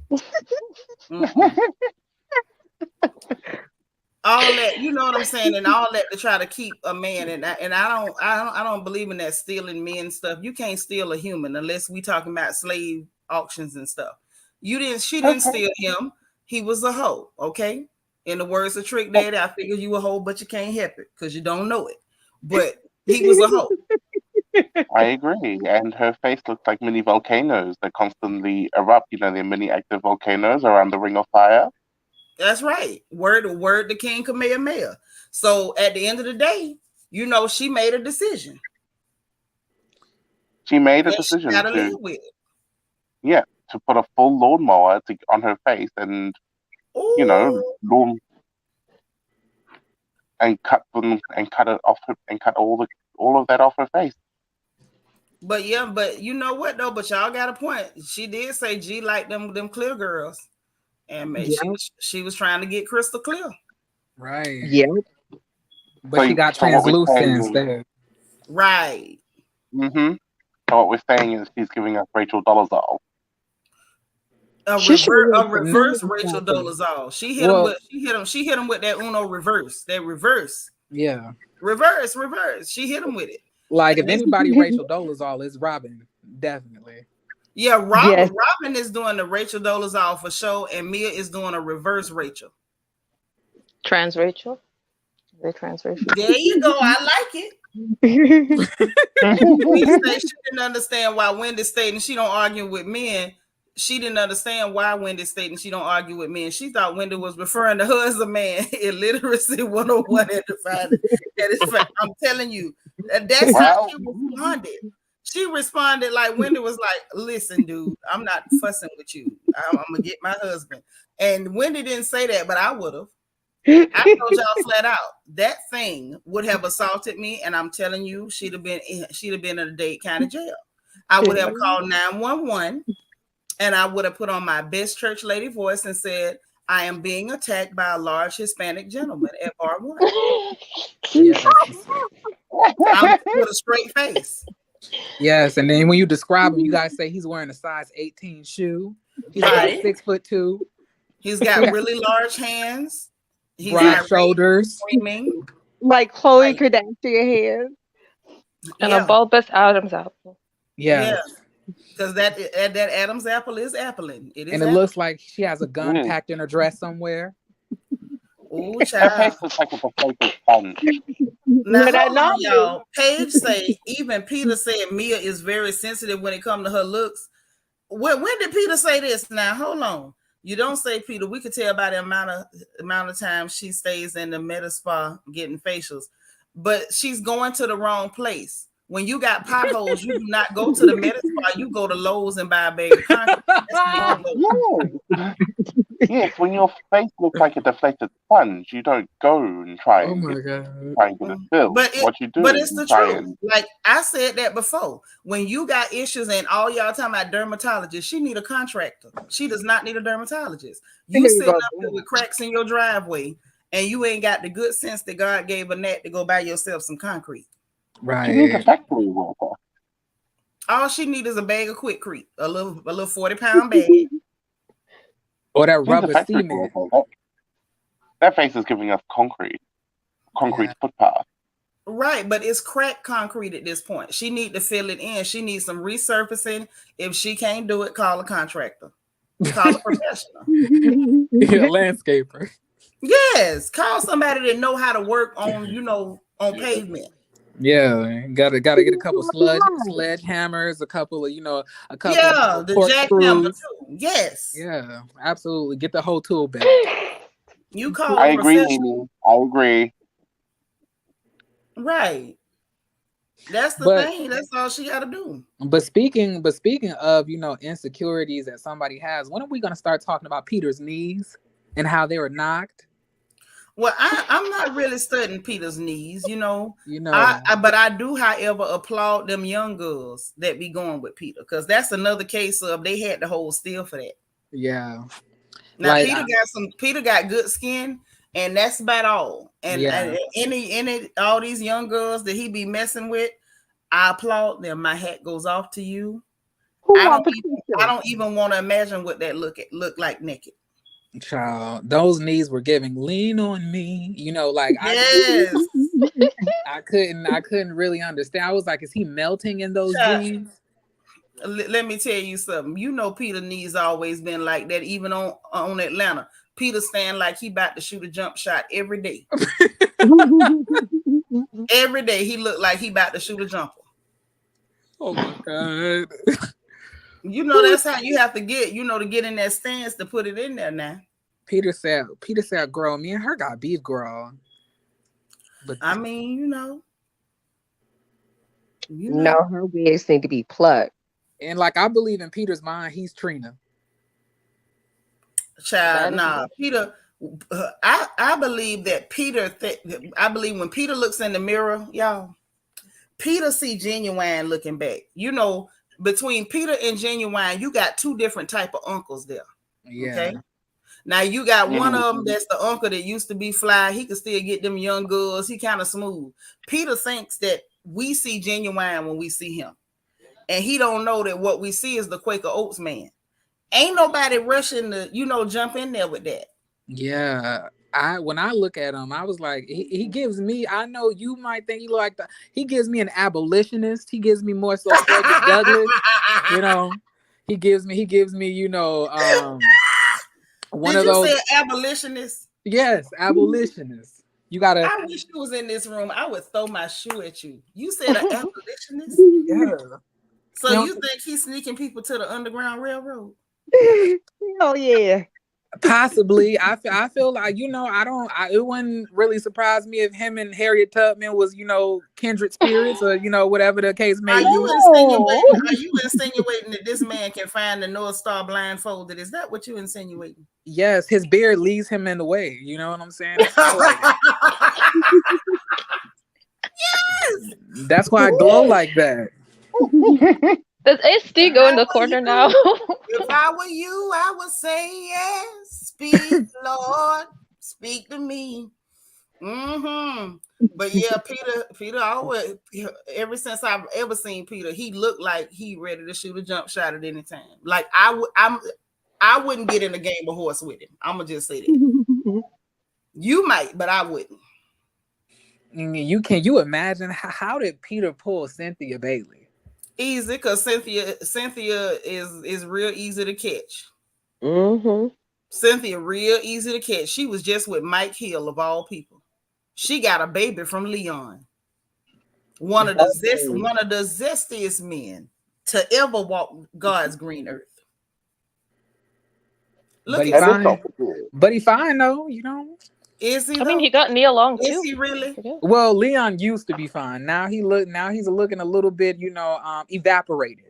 Well, I'm gonna just say this: Leon ain't never been fine to me. I'm gonna just go and keep it real. Really? These men that people go hollering about, he fine. I be looking at him like, okay, well, maybe I need new eyeballs. I Leon, didn't see him with Leon that. has always given me the look of a hungry lizard. I have never seen anything What attractive is about this? Leon. I Hungry think he's lizard. fine. A hungry lizard. Well, bless your heart, He sugar. was I resting ain't too never seen long. it for him. Southern Never. Charm. Southern Charm has a question. She says, "Am I the only one who thinks Peter is sexy?" You are. Yeah. Yes. For sure. I would love to sing that you are not alone, but I would be lying. And y'all know I don't believe in lying. Peter give me one of the Aboriginal people. I mean, with the complexion, I could see it. His complexion is the bomb. Like I asked that man straight up, "What's your skin regimen?" And he flat out lied to me. "Oh, I just use soap and water." Sir, you a liar. So You that's either got a bomb skin regimen or you using a real good foundation because his skin is flawless. that's that cotton picking skin. The slaves may not have had freedom, but they had good skin. Now that's true. Mm-hmm. But his skin is freaking dreamy. I asked him straight up, face to face, "Dude, what is your skin regimen?" "Oh, I just use soap and water, brush me off." Then next thing I know, I heard about maybe 3 days ago. Now you want to launch the skincare line. Is that why you was fronting? Is that why you didn't want to tell me what you was using? Mm-hmm. Or is it that you decided to go sell it because I let you know, like, we y'all clocking your skin? Like, what's up? You gave Patricia another way of making money. Well, that's what's up. I want him to make money. I like to see black people with money. I ain't even gotta like you. I want to see you with money. As a matter of fact, I speak money on everybody in this chat. I love seeing black folks with money. I get excited. Right. And the more money he has, the more structure he can put on his kneecaps. So they're not. You take it from somebody with bad knees. Ain't nothing he could do but rub some deep heat on them and wear a brace. Ain't nothing else he finna do with that. Now the problem is, can them young girls stand the smell of a wintergreen candy cane year round? Because that's what he gonna have to smell like. Oh yeah, he gonna have to rub himself down. What do you call that? That like Tootsie deodorant.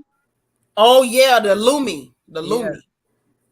Yeah, you gotta rub that in between your thighs so it ain't all black and chafy. When your knees are interlocked like that. But with his skin being deliciously dark like that, even if he get chafed, ain't nobody gonna see it.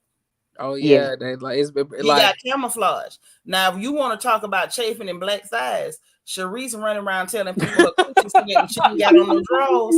That's the only thing hit my mind was chic, because I know them thighs done rub together with all that moisture. It's probably black spots, bumps, all type of stuff going on them thighs. I'm still upset with her for participating in that conversation. She didn't have to tell nobody that. That wasn't nobody's business. What did she say again? Well, what happened was when they got in the car heading to bar one, Ashley gets in there. She ain't got on no drawers. So Sharice tell her, "Oh, I don't wear drawers either."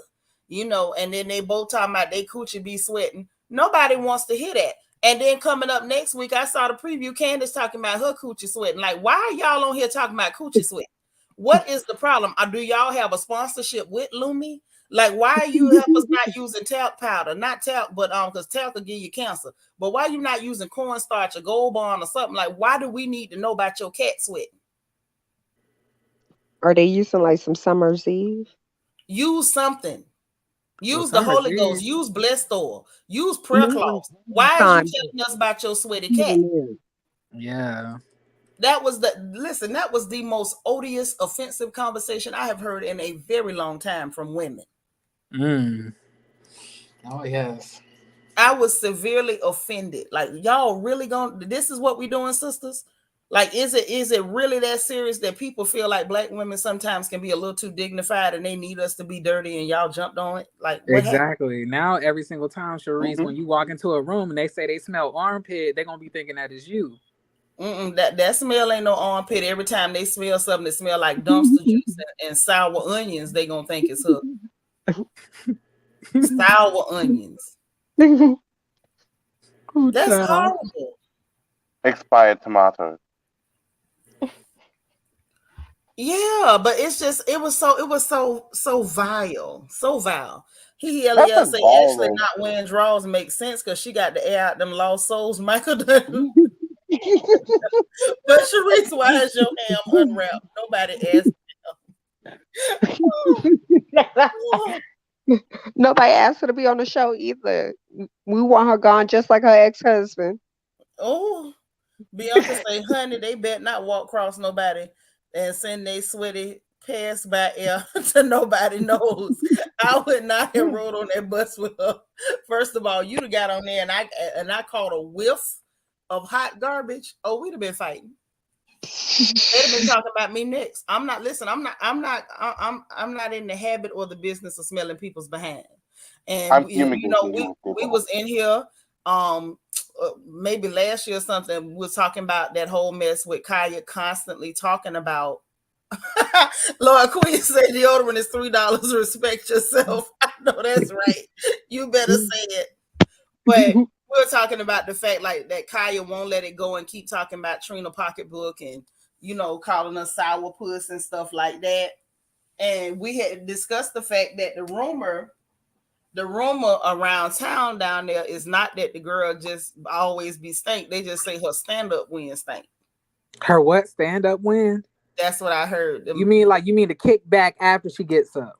Right. Yeah. That's what they Okay. say. They say it's just like if she sit down for a while, they were saying that her stand-up win stank. Okay. Okay. Yeah. So now Bianca is saying that Sharice and Ashley might be giving pass by win. I've never I won't say never. I've smelled people when they pass by and it's not cool. Mimi said, Yeah. who wants to smell infection all the time? No, oh Jesus! I hope they don't have no infection. So who like really when wants to smell that does stuff? does coochie sweat like drip inside or does it just I drip? don't know. I don't know. I just thought it was a foul conversation. I just thought it was Okay. foul. Like I mean, basically their woman care should be better because they are on TV. You're on Like, television. You're ladies. You're black women. Y'all don't know how to exactly. have sister girl conversations only amongst sister girls. Like Mhm. y'all know I'm a good sport. Like I joke about a lot of stuff. But if y'all notice with me, there's a line that auntie don't cross. You know what I'm saying? Like, hey, give us some code words. Like when Candace up there talking about your husband like to leave you and go to so and so house and suck. I say, hey man, let's just go to open mic night karaoke. Like, let's not say that. And I felt Mhm. like these ladies don't really have boundaries. They don't have no line in the sand. It's like, okay, maybe this is inappropriate. Maybe I need to respect myself, like Queen say, just a little bit. Like, why can't we respect ourselves? Well, it's like in Atlanta, when Cynthia had gone around and told Mike that she used a dildo and Oh, that said was that so she foul. imagined that was photo inside her. Well, but now DT, we know Cynthia is the lady who was bold enough to be on Instagram selling dry coochie cream too. That is true. Like That is dry. true. And she was also very bold enough to let Candy put a dildo up her. Ooh, blood of Well. Jesus Christ. See, this is why all of that, what we talking about, that's too much. yeah, Candy's always got sex panties that she had the girls wear with the vibrators. But this is the Everybody got the thing, but cute. it's trashy. It's trashy. And I feel like Andy, for sure, the executives possibly, but Andy for sure, he wanted those black women to be trashier. And I think he saw those sisters, being reserved, doing what sisters do. Because Atlanta, they would only go so far. You know what I'm saying? They were typically black women. Like they were really giving us real live soul sister vibes. Okay. And they really wanted those ladies to be less classy, just a little trashier. Like, can y'all trash it up a little bit? And next thing you know, Candace here to oblige. Let's talk about swings and vibrating draws and all this nastiness. I'm like, hey man, hey, stop. Even the fact that Candy not only was wanting to play with everybody's Sally or their pocketbook, she getting aggressive when people don't want her to play with their pocketbook. Like, it's just weird. Like, a lot of the stuff that Bravo is doing now, and the way that they basically are trying to force this narrative on Black folks. Listen, I speak for a certain subset of Black folks, and I'm telling you, it's not okay. That conversation they had in that car about sweaty cats and pooping in front of people and passing gas and walking around naked. Who wants to hear that? Michael Darby. You think Michael Darby want to hear about Robyn Dixon walking around naked in front of her children? You know he loves himself. No, You know I he like. think You know he Michael like a Darby. man. No, You know he like a manly shape. So probably I want to But be. he like, but one is his type. Yeah. because you see, when he was on Grinder, the word on the curb was that he flew to London to go be with a man to muscle worship. Yeah, he like muscular dudes, fit dudes, Mhm. and Robert Dixon is not giving fit. No, I mean, black muscular dudes, if I Yeah, may they gotta add. be black. Most of them are black guys that he's paying to like fuck. Mhm. Oh, oh my That's Lord! that's that's Mika, the Mika, you'll just say it, won't you? yes. Lisa Down Gordon say last season Wendy told Robyn to be quiet with her stank breath, plus Juan had to tell her to take a bath. Yeah.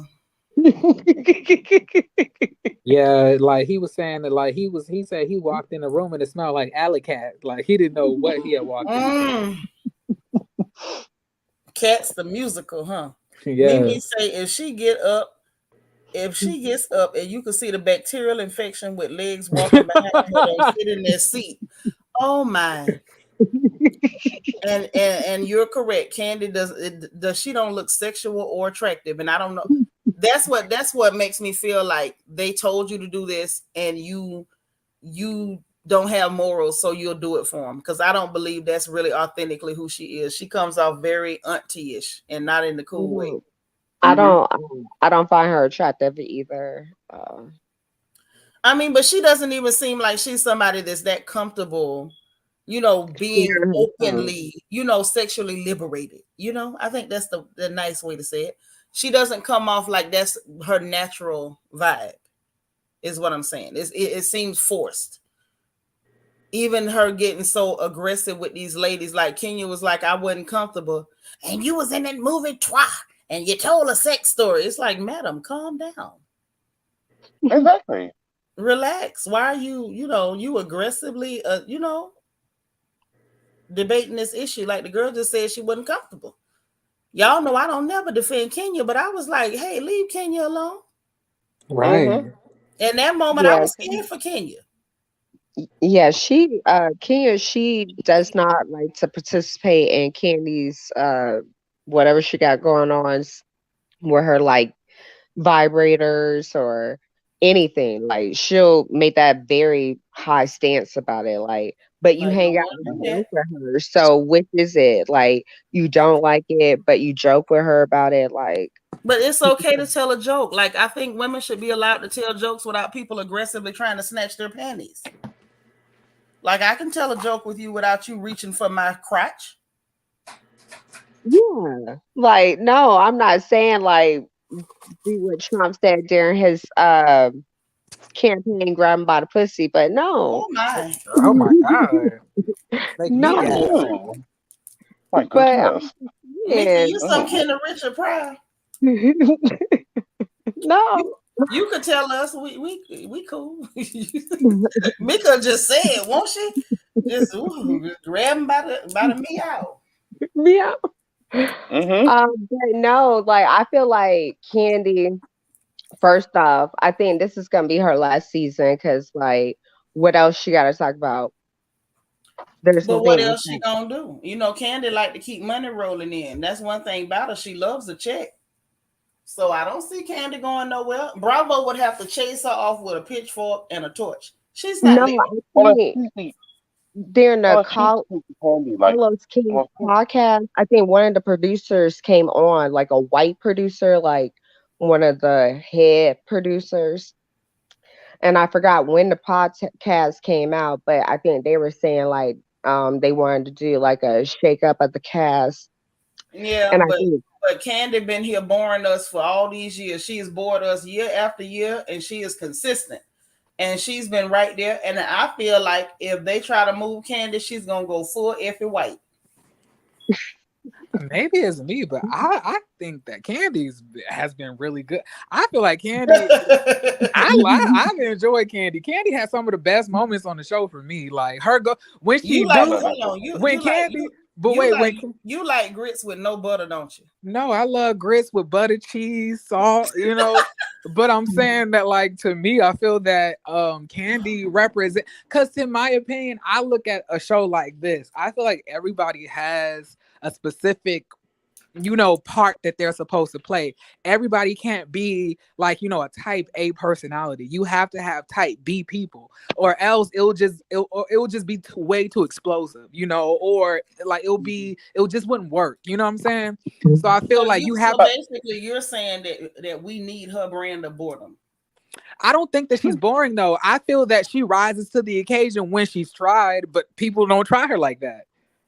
But here's the So thing about She's Cheesy Coochie boring. She Candy. don't give nothing. yeah, Here's the thing I'm about Cheesy Coochie. Oh, sorry. go ahead. I was just gonna say, here's the thing about Cheesy Coochie Candy. She's a type B personality, yes, but she doesn't want to be a type B personality. She Thank wants to be a you. She wants to be a type A personality. That's why it keeps That's falling flat. She's not living in her type C personality, because I don't know where y'all get this beef exactly. from. But she ain't. She's not living her best type C personality. She wants so bad to be the alpha, and there's nothing alpha about you. And she doesn't want to get her hands dirty. That's the frustrating part. She'll get other people to do it for her.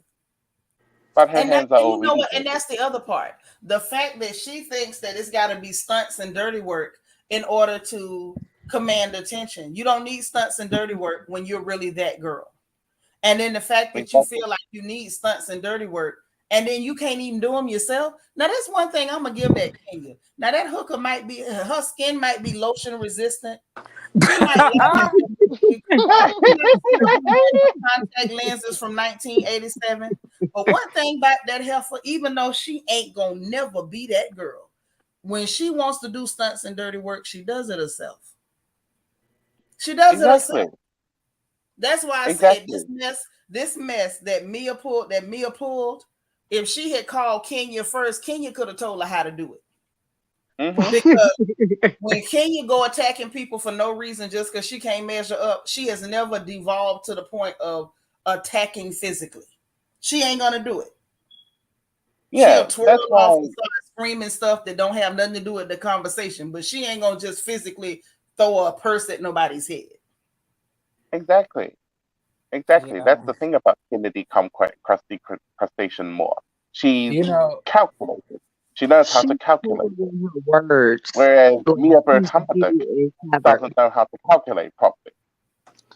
But we have to, I feel like we have to, exercise, a sense of understanding when it comes to Mia, because, PTSD is like a real serious thing. So when she threw that purse, in her mind, she wasn't throwing a purse, she was throwing a football.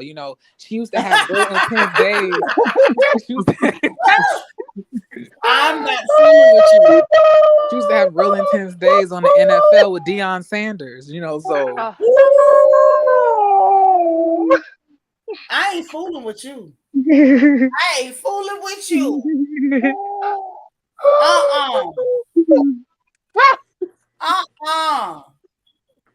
On that note, we finna say the benediction.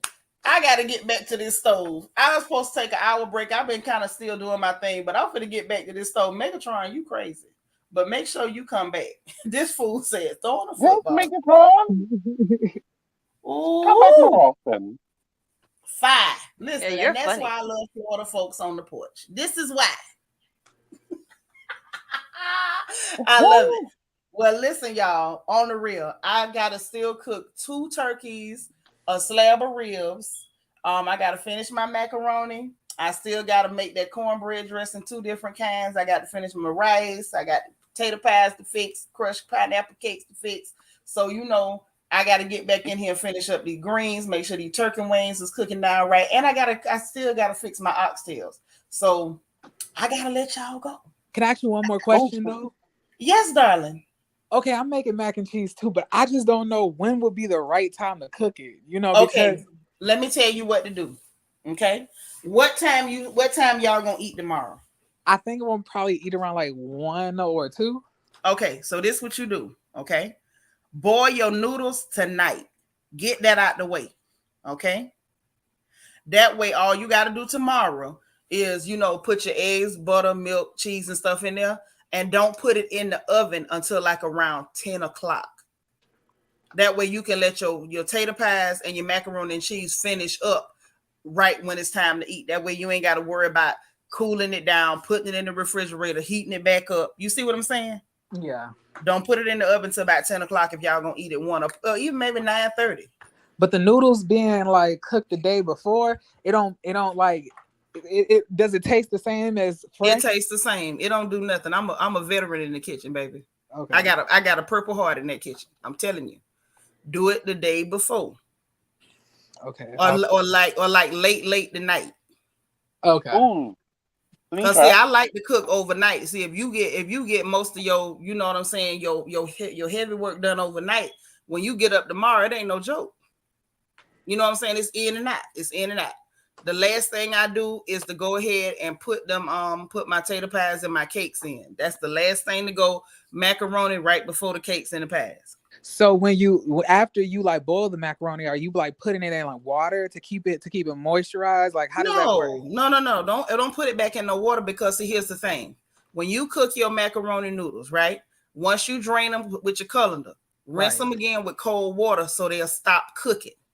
But after you cool them down, so that way they don't keep cooking, because the last is nasty when the noodles overcooked, then it's mushy, the texture be all off, So stop them from cooking, let them get room temperature, and cover them with foil. Simple as that. Just cover them with foil, leave them alone. Don't go add no water. Don't try to do nothing fancy, because I'm gonna tell you something. Some of the worst cooks in the world, where they mess up, is they do too much to the food. Okay. Don't do too much. Like I fix my greens. Some of the ladies said they came down here to Houston. They kicked it with me. Them greens be talking. And I tell anybody, what you do is you leave them the hell alone. When you start doing too much to the food, it's going to end up tasting nasty. Right. Okay. So, but when you get ready to start cooking with the noodles afterwards, do you like re-wet them? Like, no. You don't have to re-wet them, because they're going to be cooked. You're going to rinse them, stop them from cooking. You're not going to put them in the fridge. You're just going to sit them in the oven or whatever, room temperature. Okay? They're not going to go bad. You don't need to re-wet them. They're going to get wet enough when you get your egg wash. When you get your milk, crack your eggs in there, beat it up real good, put your seasoning in there. When you pour that over the noodles, that's going to wet them up enough. You don't need to go add no water back in there. That is true. Okay.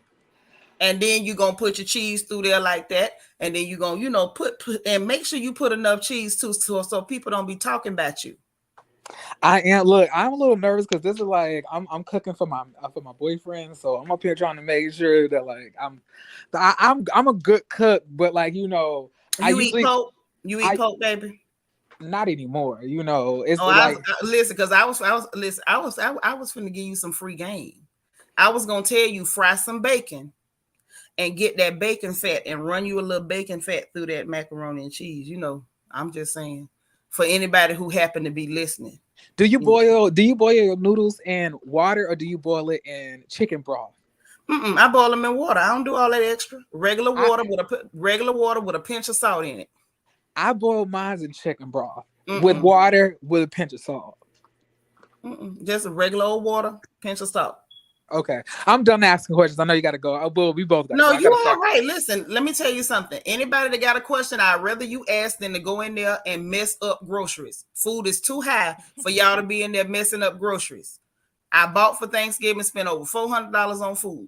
Y'all better not be up in there messing up groceries. If you got questions, speak now, forever hold your peace.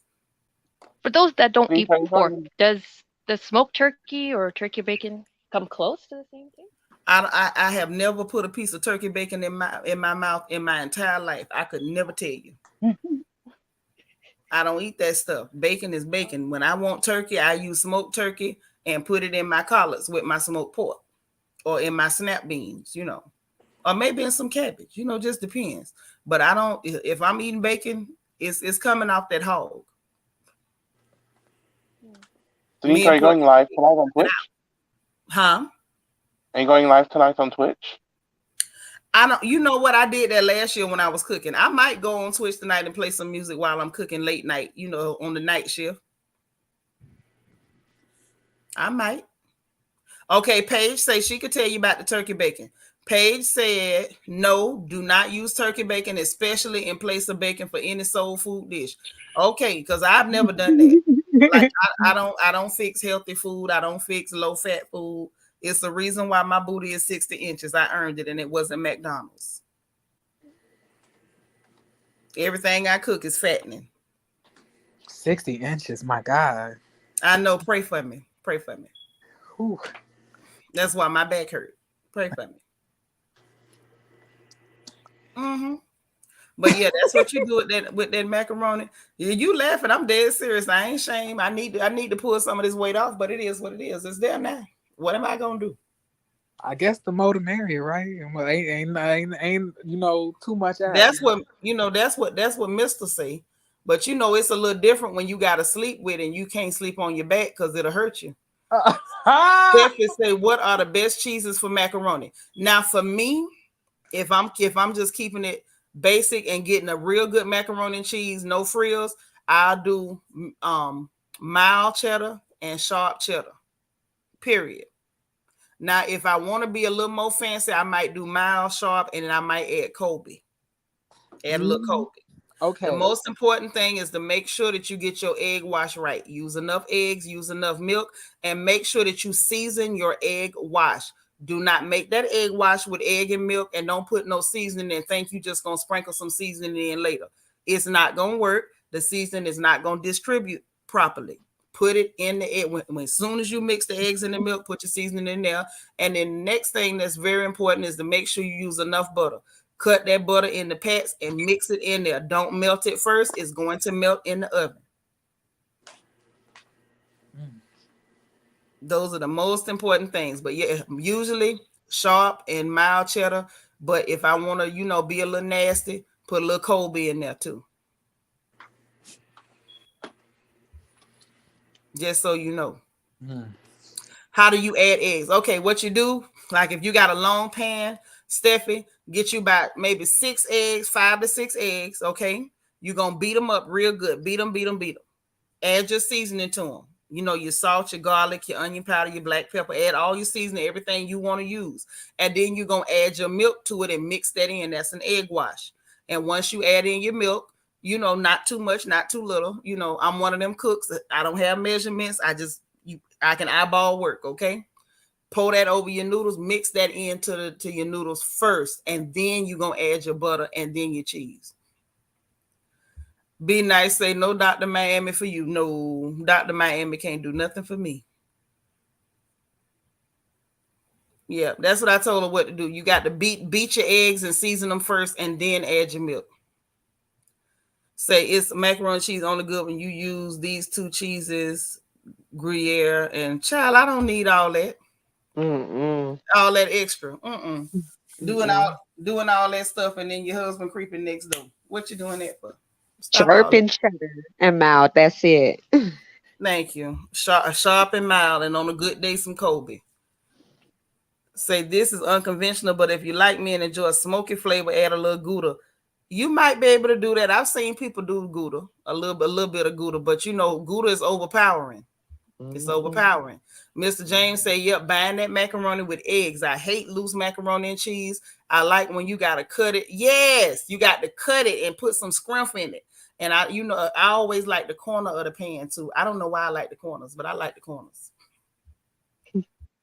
And Lita said, I've eaten Seanitra's food, had to get rid of the fork, ate with my fingers. She mean in the kitchen. Thank you, sis. Appreciate you. All right. Well, listen, ladies. I know we've been kind of cooking and gossiping, but we got to cut the gossip and get them bosoms back over the burners. So y'all go take them girls back in the kitchen and let's do what we got to do. It's 11:20 in Texas. That means it's 12:20 on the East Coast. We got time. Thanksgiving ain't here yet. Let's get back in there, girls. Let's get, game on. Let's go. Let's rock. Yes, I'm finishing the assignment as we speak. I hope you have a wonderful, happy Thanksgiving. And I really appreciate it. We have spent all this time together. I really liked it. Thank you. Well, I'm glad for y'all having stopped us. through to keep me company. I love my Mona Me. I love you too, Mika. You make sure you come back. But we had us a good time gossiping and stuff. You know, when you cooking and you know things ain't like it used to be. Families done spread out all over the country. So, you know, back in the day, it used to be you was in the kitchen and you know, auntie and mama and everybody was in the kitchen and we kept each other company while we was working. But now we have to keep each other company like this. Yeah. You know, And have real talks too. You can't have it anymore. Yeah, I think tonight we had some kitchen table talk on the porch, didn't we? Yes. We was talking Yes. like we was at the kitchen table. I had my drink and everything. Yes, I I love have me. it. I was And I love glad. it when the nephews join in too, get their perspective. It's great. I love it. I like to hear from everybody. You know what I'm saying? Everybody don't have to agree, but you got to have a good time. Mm-hmm. Got to have a good time and hear everybody out. Don D say if something come up tonight, please jump back on. If something come up, I will jump back on. And DT say, don't forget, if you on Twitch to follow Seanitra on there. Yes, because late night we had a music bumping. And it's usually old school too. We be in there Cadillacing. So if you're on Twitch, make sure you follow me over there so you don't miss out when we in Club Crown and we got it bumping, drinking that brown liquor. Is it just Yeah. Seanitra? Like at Yeah. Seanitra? Or... Just Okay. like my name. Just look up, go on twitch.tv and look up Seanitra and just follow me. So that way you'll know when we in Club Crown and we got that old school bumping and we playing games and having fun over there. I'll be there. Yes. All right. You All guys have a right. good night. Thank you. You too. I appreciate you guys so much for coming. I know everybody enjoyed you. Megatron went to go finish cooking. I appreciate him. King Sankara, Mona Me, Mika, my beautiful. What was my beautiful girl's name? I always get her name wrong. What's that baby's I think it was name? Kyra Bright. Yeah, Kira. Kira Bright. Oh, Kira. Enjoyed Kira, yourself. sorry. Thank you to everybody who came to hang out on the porch, even those of y'all in the chat. Everybody, let's get back on that stove, y'all. Let's get it done. We got to feed the troops tomorrow. So y'all enjoy the rest of your evening. Like Don D said, if something else crazy happened, I will jump back on for a few minutes. I will not be staying for another 3 hours though. And y'all enjoy yourselves, and hopefully we'll talk again maybe tomorrow if I get a minute. If not, we'll surely talk on Friday. Those of you who are members of the royal family, you know we got the sipping craft on Friday after Black Friday. So we're going to be drinking that wine and doing our Christmas craft. So y'all be ready for that. I love you guys. And as always, hit the like button on your way out. Hit your notification bell. Make sure that you click all so you know every time we go live on this porch. Subscribe if you have not subscribed. If you're new, then welcome. If you're not new, welcome back. And if nobody else says it to you, remember, honey, God loves you. I love you. And ain't nothing you can do about it. I'll talk to y'all soon, okay? Bye now. Love you back. Bye. Bye.